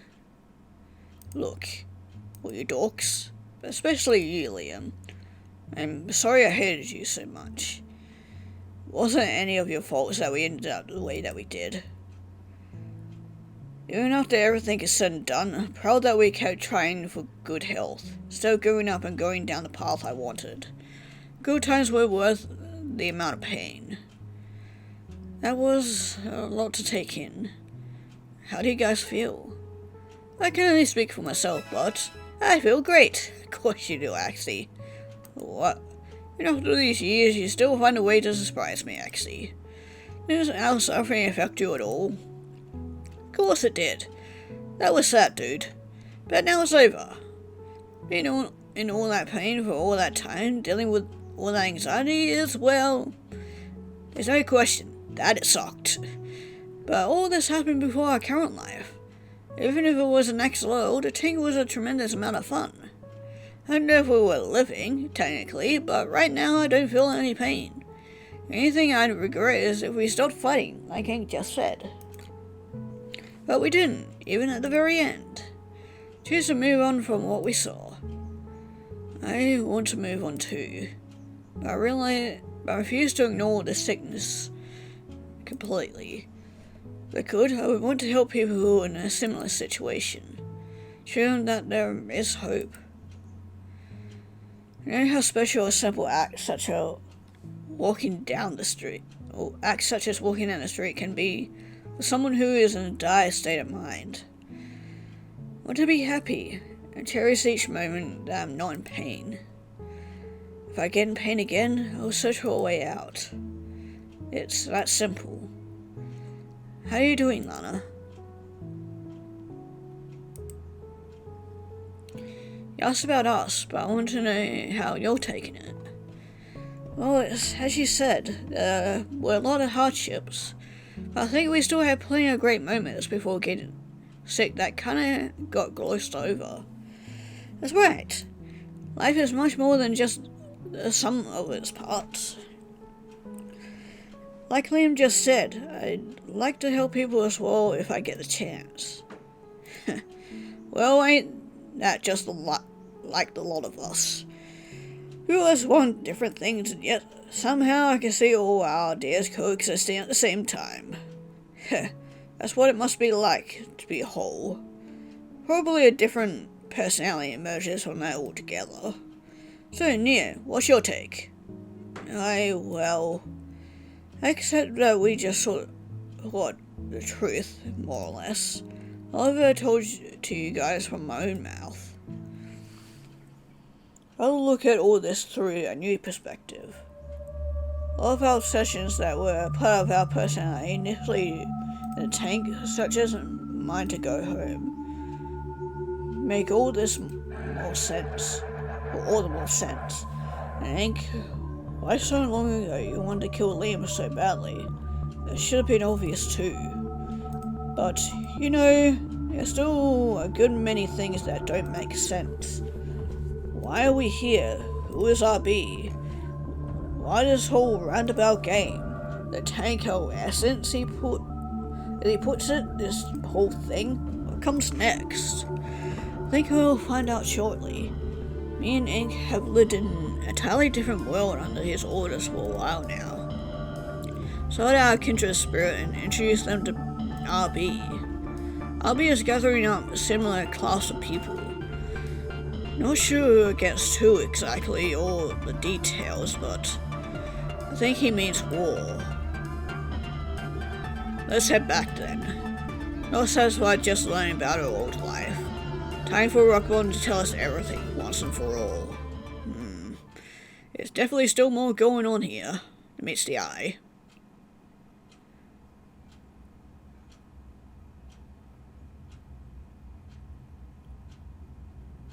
Ah, you're back. It seems waiting for the five of you together was the correct path after all. Essences are in pristine condition, and none of them have shattered. This is wonderful news.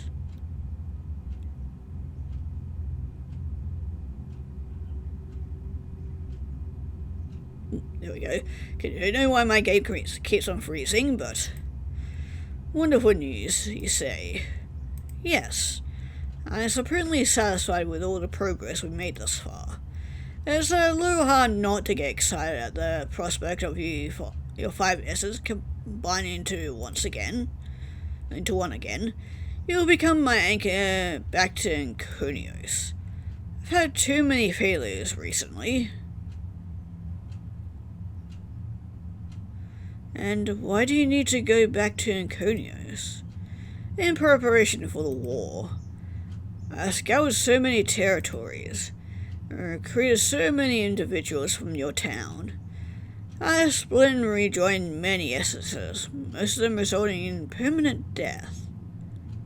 So many personal realities were abducts. However, there are others like yourself, few in numbers which show promise. Few blooming flowers and a garden of rotting mold-infested filth. I shall have 3 full essences under my control as we begin the timeline anew.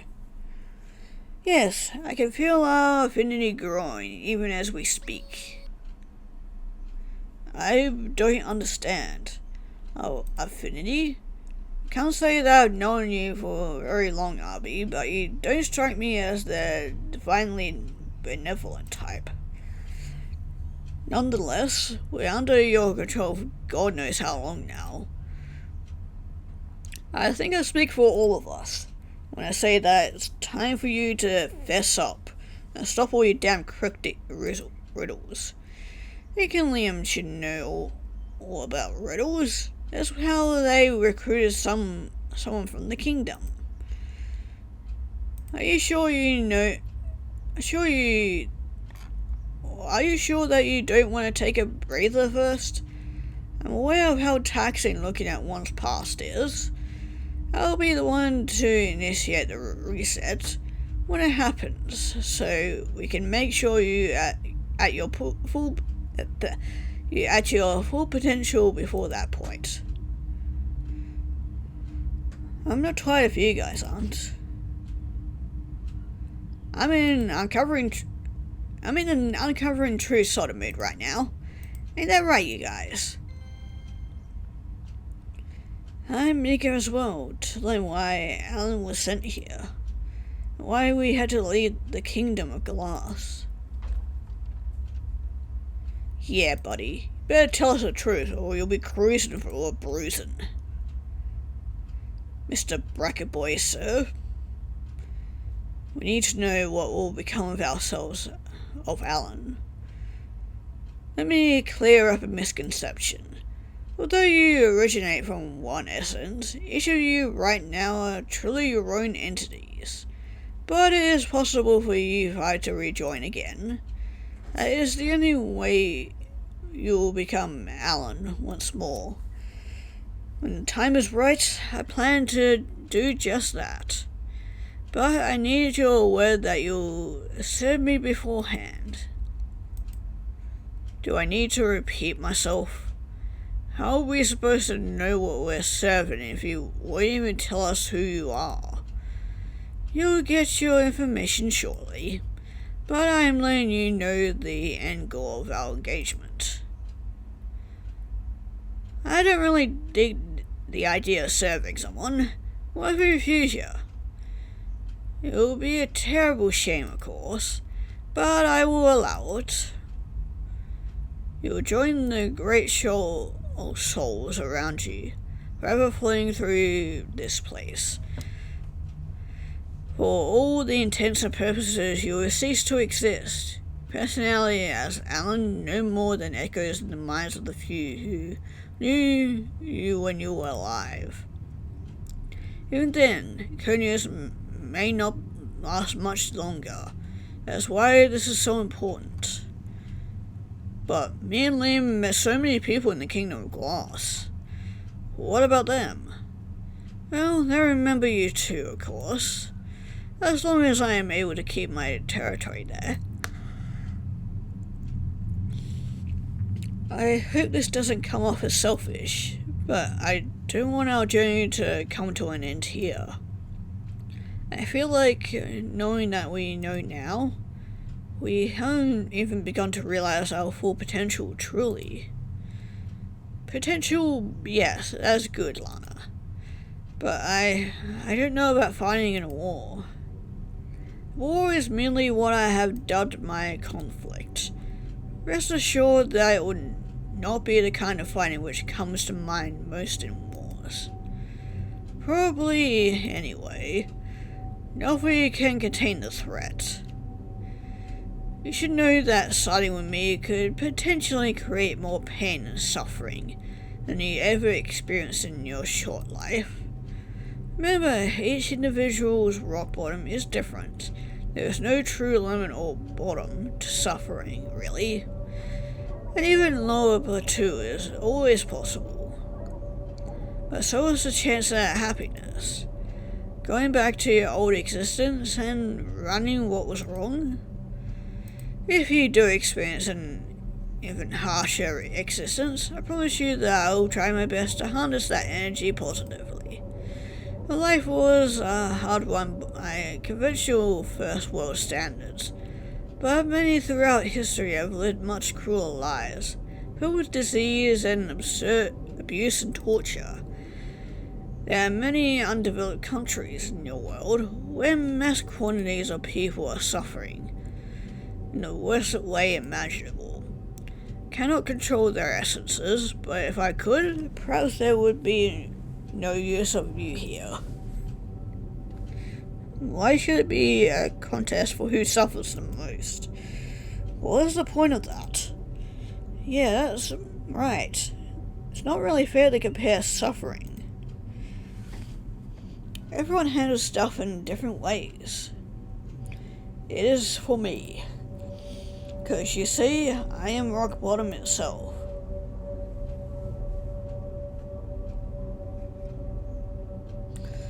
And my suffering is still going on.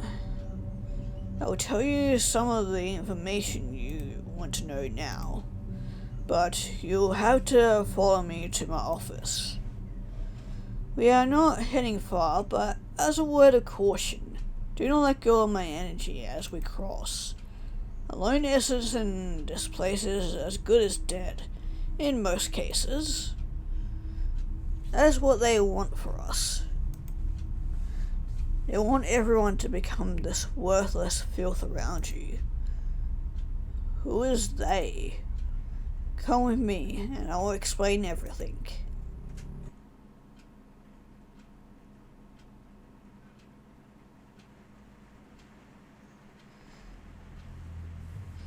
It won't be long now.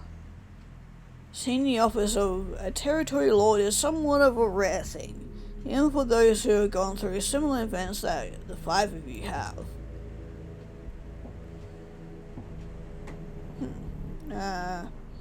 Not what I quite expected, but definitely a place. You can open your eyes now. We've arrived. Whoa. Welcome to my reality. Welcome to the office of a territory lord. Please, for your own safety, do not go wandering off. Your physical forms cannot sustain themselves well enough in this place. Not yet, anyway. Yo, RB, this place is huge. I'm talking like 15 football fields huge. Maybe more even.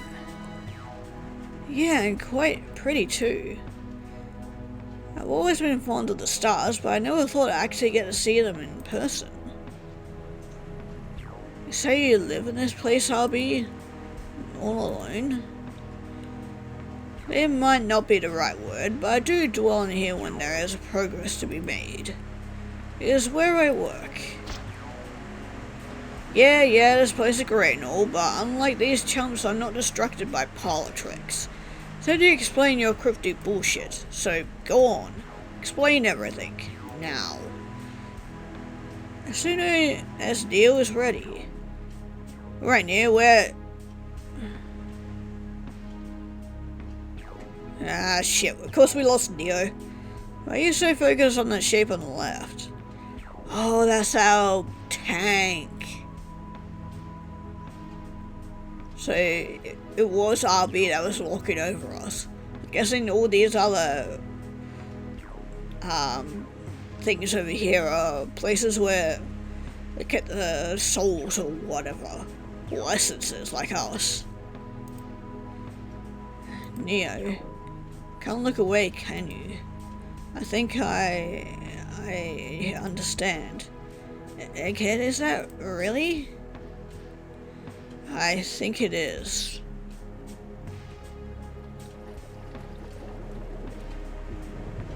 What is our tank doing here? How astute. Glad you recognize it so quickly. I know every square inch of that tank, as does Axie and Lana. Even if it looks a little cloudy from here. All my territories, possible recruits and projects are gathered here along this wall. But do not mistake the square for your tank, not in a literal sense. There's much you don't understand about how mankind works. But for the sake of swiftness, I suppose you could call this representation of your tank something akin to a live hologram. Is the kingdom around here as well? Somewhere, yes. Kingdom of Glass is a classic territory, known by all of my race as a good starting point. It was not an arbitrary decision to send you there, you know. So you still cannot take your eyes off the tank, Neo, even though there are so many wonders just outside your view. I'm curious. Do you wish to be fully formed that badly?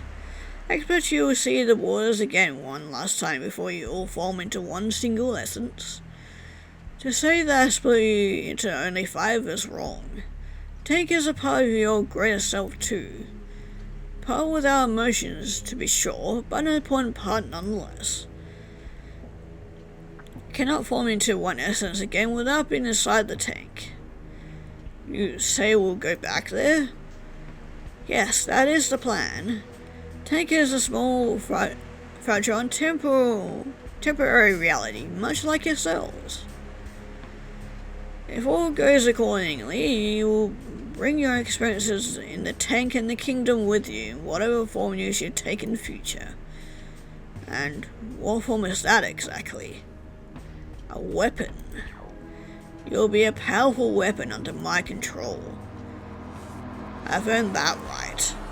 Because I saved your lowly essence from an unfortunate fate. Because you and I, we are affinity with one another. I don't follow. No, you want us under your control, but as a weapon? Yes, as a weapon or to beat them. I'm wondering if it's talking about the doctors, maybe. To fight against them for what they put us through. But we'll soon find out, I guess. I'm so glad that you are here.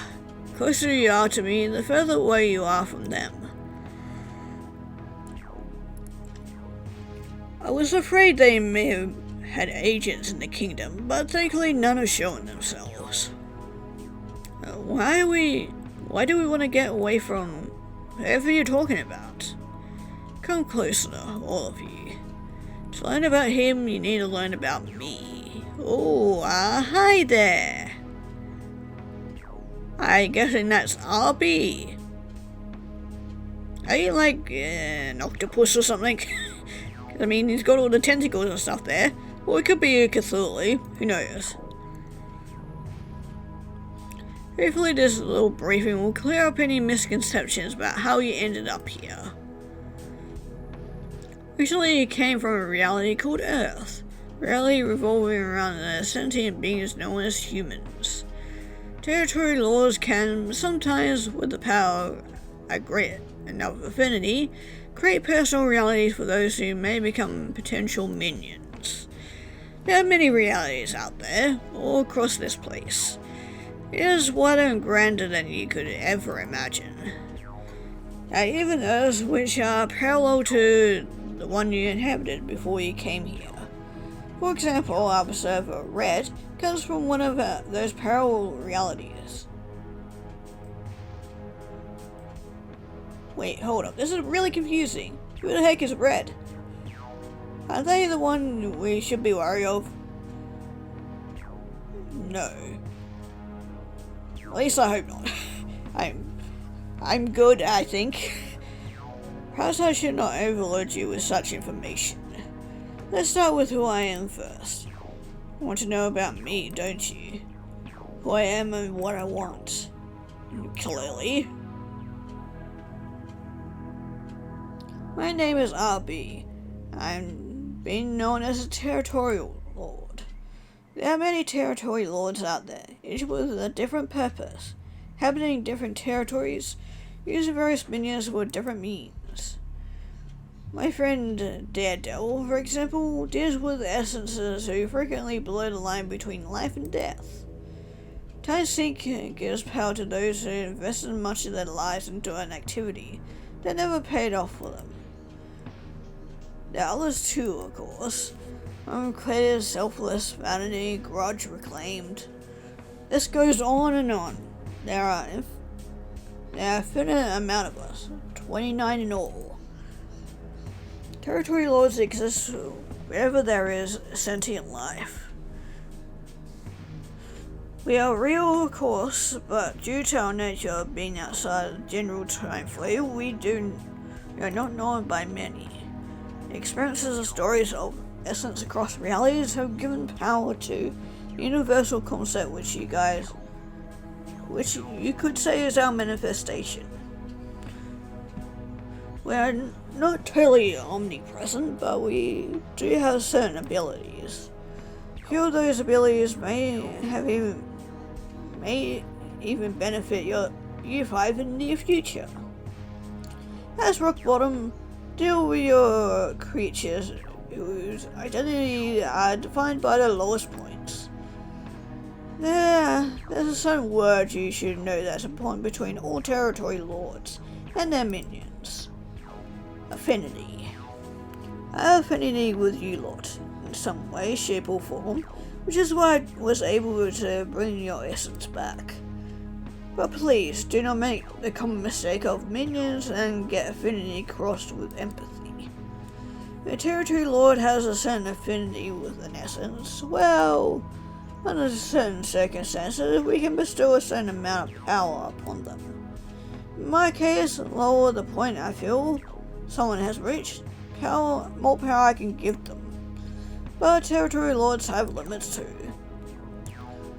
You must hedge your bets carefully, decide who you want to invest our resources in.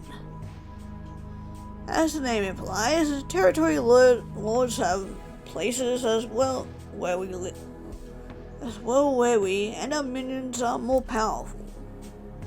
Places that are essentially ours, where other territory lords aren't often welcome if not allied. You'll take certain areas of the Kingdom of Class. This office and many other areas are under my territory, where my power thrives. hometown where you were born, Conius is not one of my territories. Conius is a disputed land that does not yet belong to one single territory lord. You could even say that Conius is the reason I sought you out in the first place. Oftentimes, territory lords will vie for powers, resulting in conflicts. You may have been born in a peaceful place, in a peaceful era, but do not doubt a war has been breaking out in the shadows. So that's what you meant by war. A squabble between you gods, is much more than that, Neo. The fate of everything is on the line. Let me get this straight. Our experiences in life are going to allow you to give us power, but was there nobody else in our world you could use? I have many candidates in many worlds, but in yours, very few. There are other candidates I consider from Iconius, of course, many others who have suffered just as much, if not more, than you. But the rest of the Earth was off limits. It is possible, however, to take essences from other realities and insert them into Iconius, and in fact I may just do that in the near future. But having you as a native helps me set an anchor to that time period. If all goes according to plan, you'll be useful in more ways than one. Since the selection, however, you were one of the only few options in that town. Other territory lords are preparing agents to go there as well. Once we initiate the plan, it might become quite crowded in your small town, with great quantities of minions of various territory lords. But why is the town of Iconius so special? Thanks to a certain individual.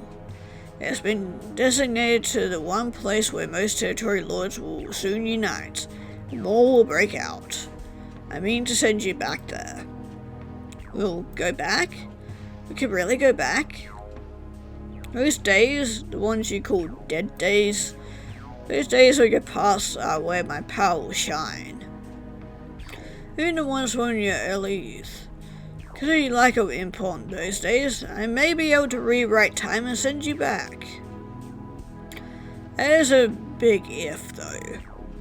May be great danger, and if I'm not able to bestow any amount of power to you, Alan. The greatest affinity I have with essence is when they reach a low point, but never given completely to dying.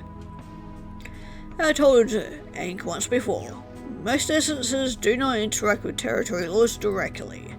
When you died and came into my possession, I examined your essence, came to the conclusion that you would be a good minion.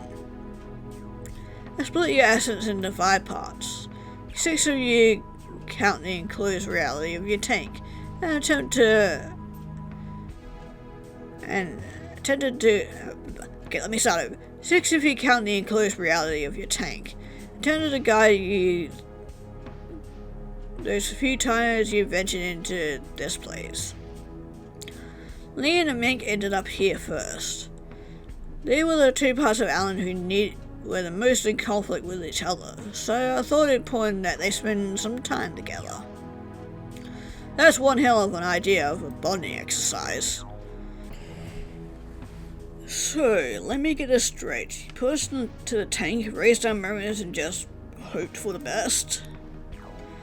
That's right. That is all I can do unless you seek me out yourselves. You've just seen for yourselves how foggy my view of your tank was. You cannot directly view the inside contents. When you're all led fulfilling lives, I knew you'd eventually come through the void. Void is partially a doorway to this place. This place is where all essences go when they die. But for territory lords and those with enough resolve and power not to be ingested by it, this place is a seemingly infinite highway which connects every reality. So, that message in my journal, from the beginning, wrote that to prepare us for this, I guess? But what was all those items that used to come through the void? Books and the other weird messages? Books and items from the void were a subconscious desire granted by a tank.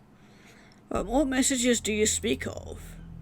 I did send 2 initial messages initially, but then I had to leave you to your own devices. The tank became your own closed off. Not as though there was some grand correspondence between us. Wait, hold on. What about the items? Why did they stop? What did you say? During the early days, there were various items, mostly books that came through the void. Eventually, they just kinda stopped coming in. That is troubling. I should have not stopped. That would mean someone's messing with my territory. Personal realities such as your tank often respond to subconscious desires made by the inhabitants. Since the tank is a greater part of your consciousness, the items would be in response to what you needed most of the time. That in itself would not be surprising. Seeing the items from the void came in at regular intervals at the start and then what? They just stopped? That's right, early on too. Void should not have stopped giving you items, even up to the very end. I really thought that all 5 of us were in some sort of competition, and you were the one who stopped the void from working when you designated Ink as the winner. Seems you have misinterpreted my messages. It was a riddle early on, yes, but the answer to that should have been clear the moment you 5 realized you were all one single entity. So, one other messages went from you, Abby? There were 3. Obsessed with figuring out the truth to them for quite some time, so I'm not mistaken on this. No, I sent you 2 messages with your notebook as soon as the tank was formed. Was there anything else odd about your lies there? Yes, something is starting to bother me too. That you couldn't see or interact with us while we're inside the tank? That's correct. It was your reality, and after initial briefing period, I'm unable to interact with you unless you come to me. Uh-oh. I have a bad feeling about this. Does this have to do with the eye? Because I was thinking I was RB, but if that's not the case, then who does that eye belong to?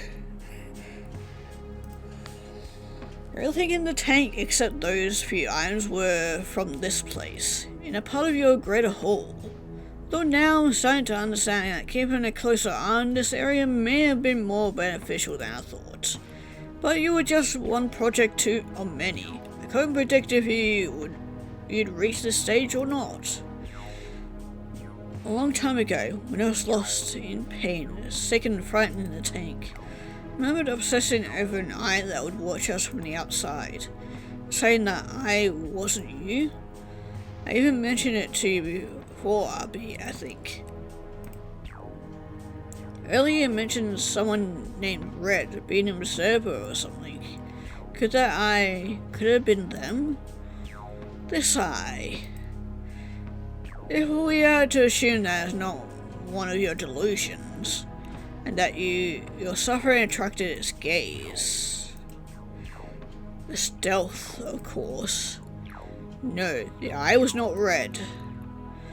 I see now that perhaps I made a big mistake. But not looking at the tank, the primary subject of this recruitment, I've been missing critical information.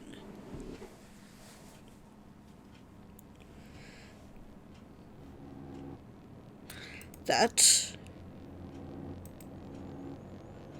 they I'm sorry. Excuse me. Trying to act professional right now, but the truth is, I'm seething with anger. What do you mean? Looks like reforming your essences into one again might be impossible after all. It is my fault. Huh? But you just said... Liam, I called Red here to observe you, sure, but it's impossible that they are this eye you mentioned. Red comes from a universe so distant that even I can barely speak to them. Even then, our conversations are often one-sided and somewhat distorted. We only opened up a small window for them to watch. just as people in many realities can watch television, read books, or play games, like this one, does not mean they can directly influence what they observe. Purpose of calling bread was to observe your reality, came from the dimension which can give power and credence to those they observe. As common knowledge amongst territory lords. But barring very specific and very unusual circumstances, none of which we have here, they cannot directly interact with beings from other realities. I feel like a fool for not asking you more details about your time in the tank. Even after all this time, I still make big mistakes. So, if the eye watching me so long ago wasn't red, then who was it? I think I've got a very good idea. Told you to be prepared for war. But you should know, a war is only really a war when there are two or more opposing sides. Recent times, many territory lords have had our domain shrink and our powers weaken. What we thought may have been just another conflict in our long history turned out to be much more. Here among my kind, there is one who stands out as currently the most powerful.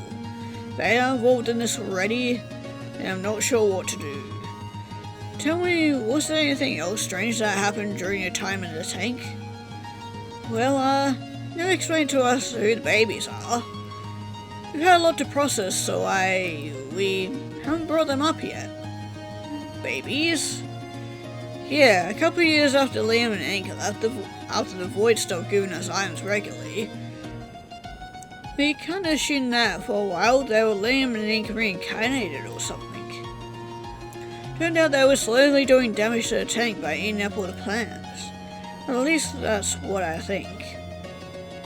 Last time we saw them, they tried to stop us from leaving the tank, which would have killed us. This isn't good. Then to make the first move, means they are aware of my plans. Many other projects of mine aside from yours have they attempted to soil. Many of their plans have succeeded. Perhaps this is why I've had such a low success rate lately. When you say them, are you referring to the babies? I'm not sure yet. What other items did you get from the Void? Lots of supplies at first. And, books. One of them from you, even. One with a weird message on it. Yeah, that one. Everything.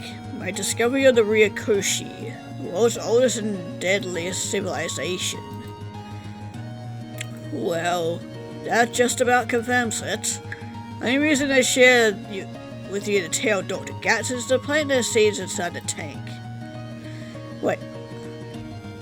Wait, so you know about Dr. Gatz? That was our favorite book. Read it over and over each year.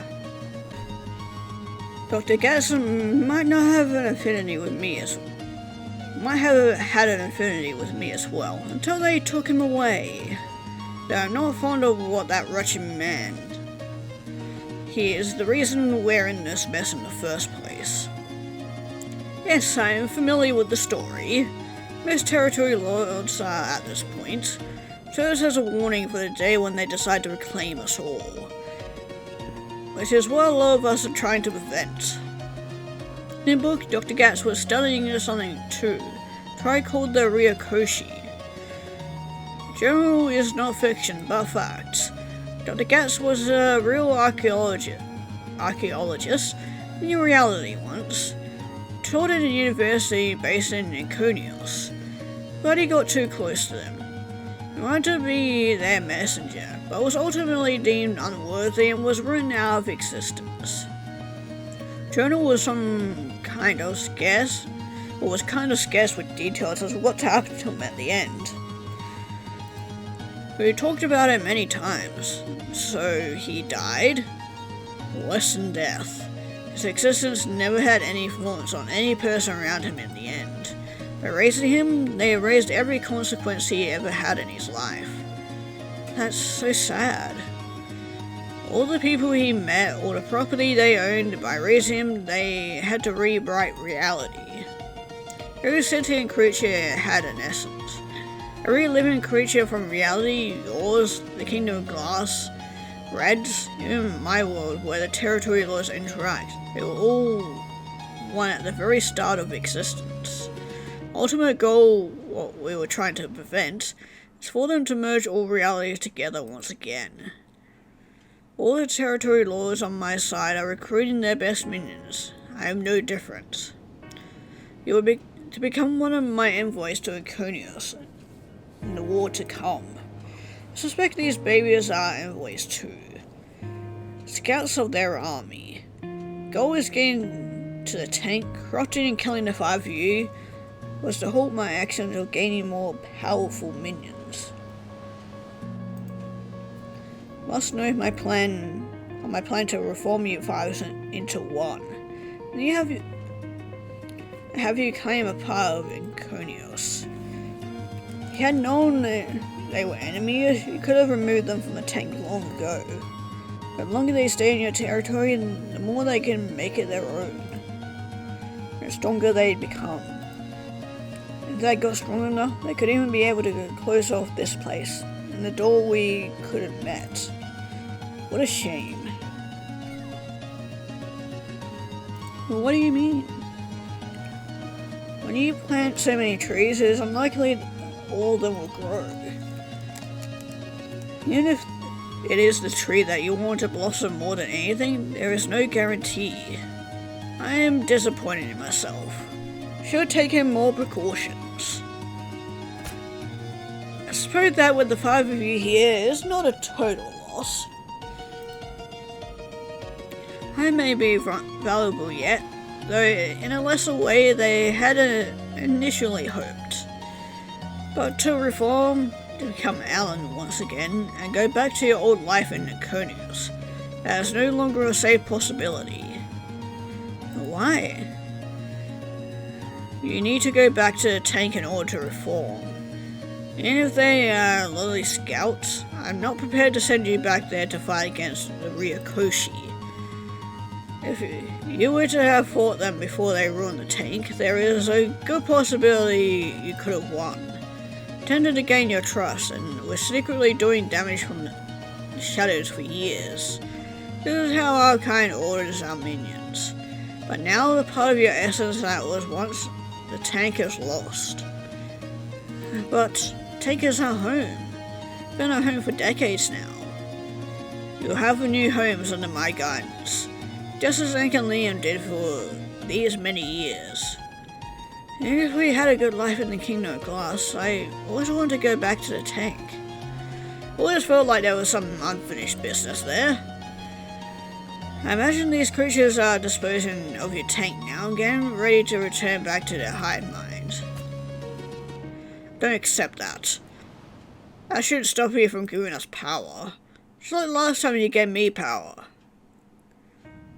Whole lives have been fighting against an invisible illness. Fighting against something that's visible should be a piece of cake.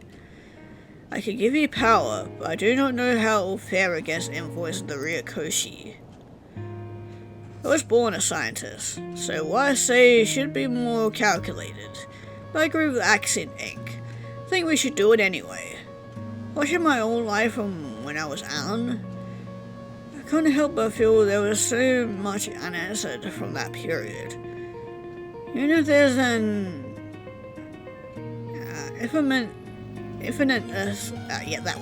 low chance, theoretically, of us returning to that time, I want to take that chance. First thoughts I'd ever had to take were about getting back home.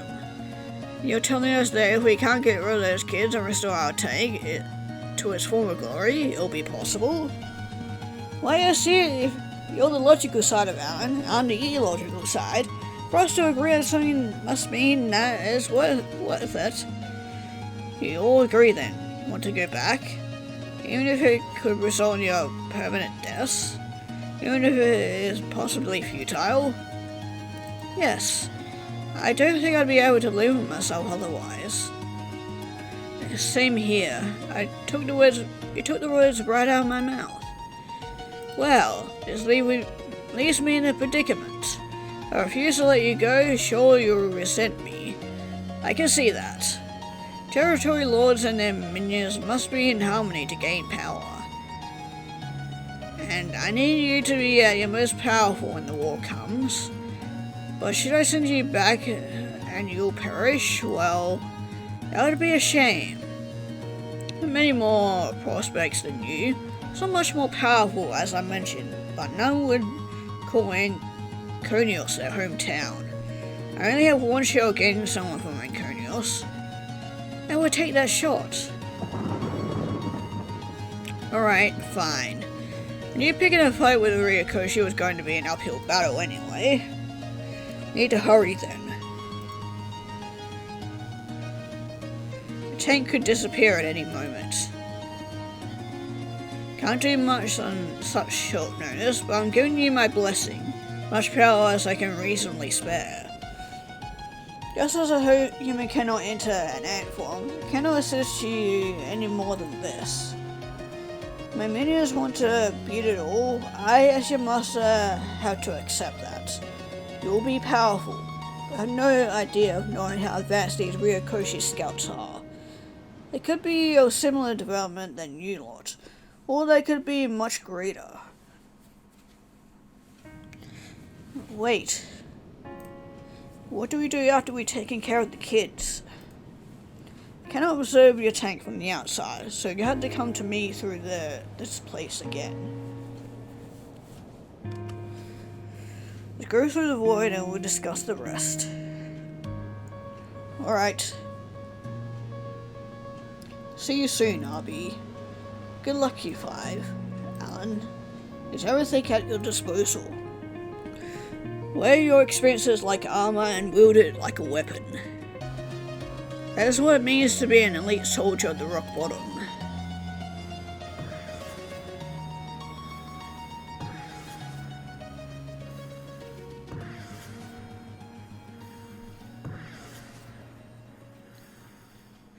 Okay, here we go, back into the tank. Man, it feels like an eternity since we've last been here, because, my god, so much has happened since we left. I guess this is it. Made the first move after all. For me, at least it'll be over soon.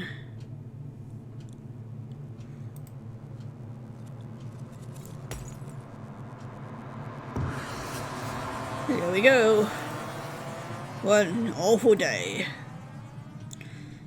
Liam and Ink, thank you for your years of service. Actually, Lana and Neo, sorry I never got to give you more than a touch of my blessing. What's your life, Alan? I feel like, as one entity, you could have reclaimed many things. Sad that I couldn't help you erase the pain of those dead days of your youth. But again, the weight of all worlds, you are a pedal with that. Well, I suppose it's back to the drawing board. How will I get access to Anconios now? Well, let's see if we manage to get out of this alive, which crossing fingers we will. But hopefully we have a bit more power this time. Compared to the last time we ran into trouble with the little kids.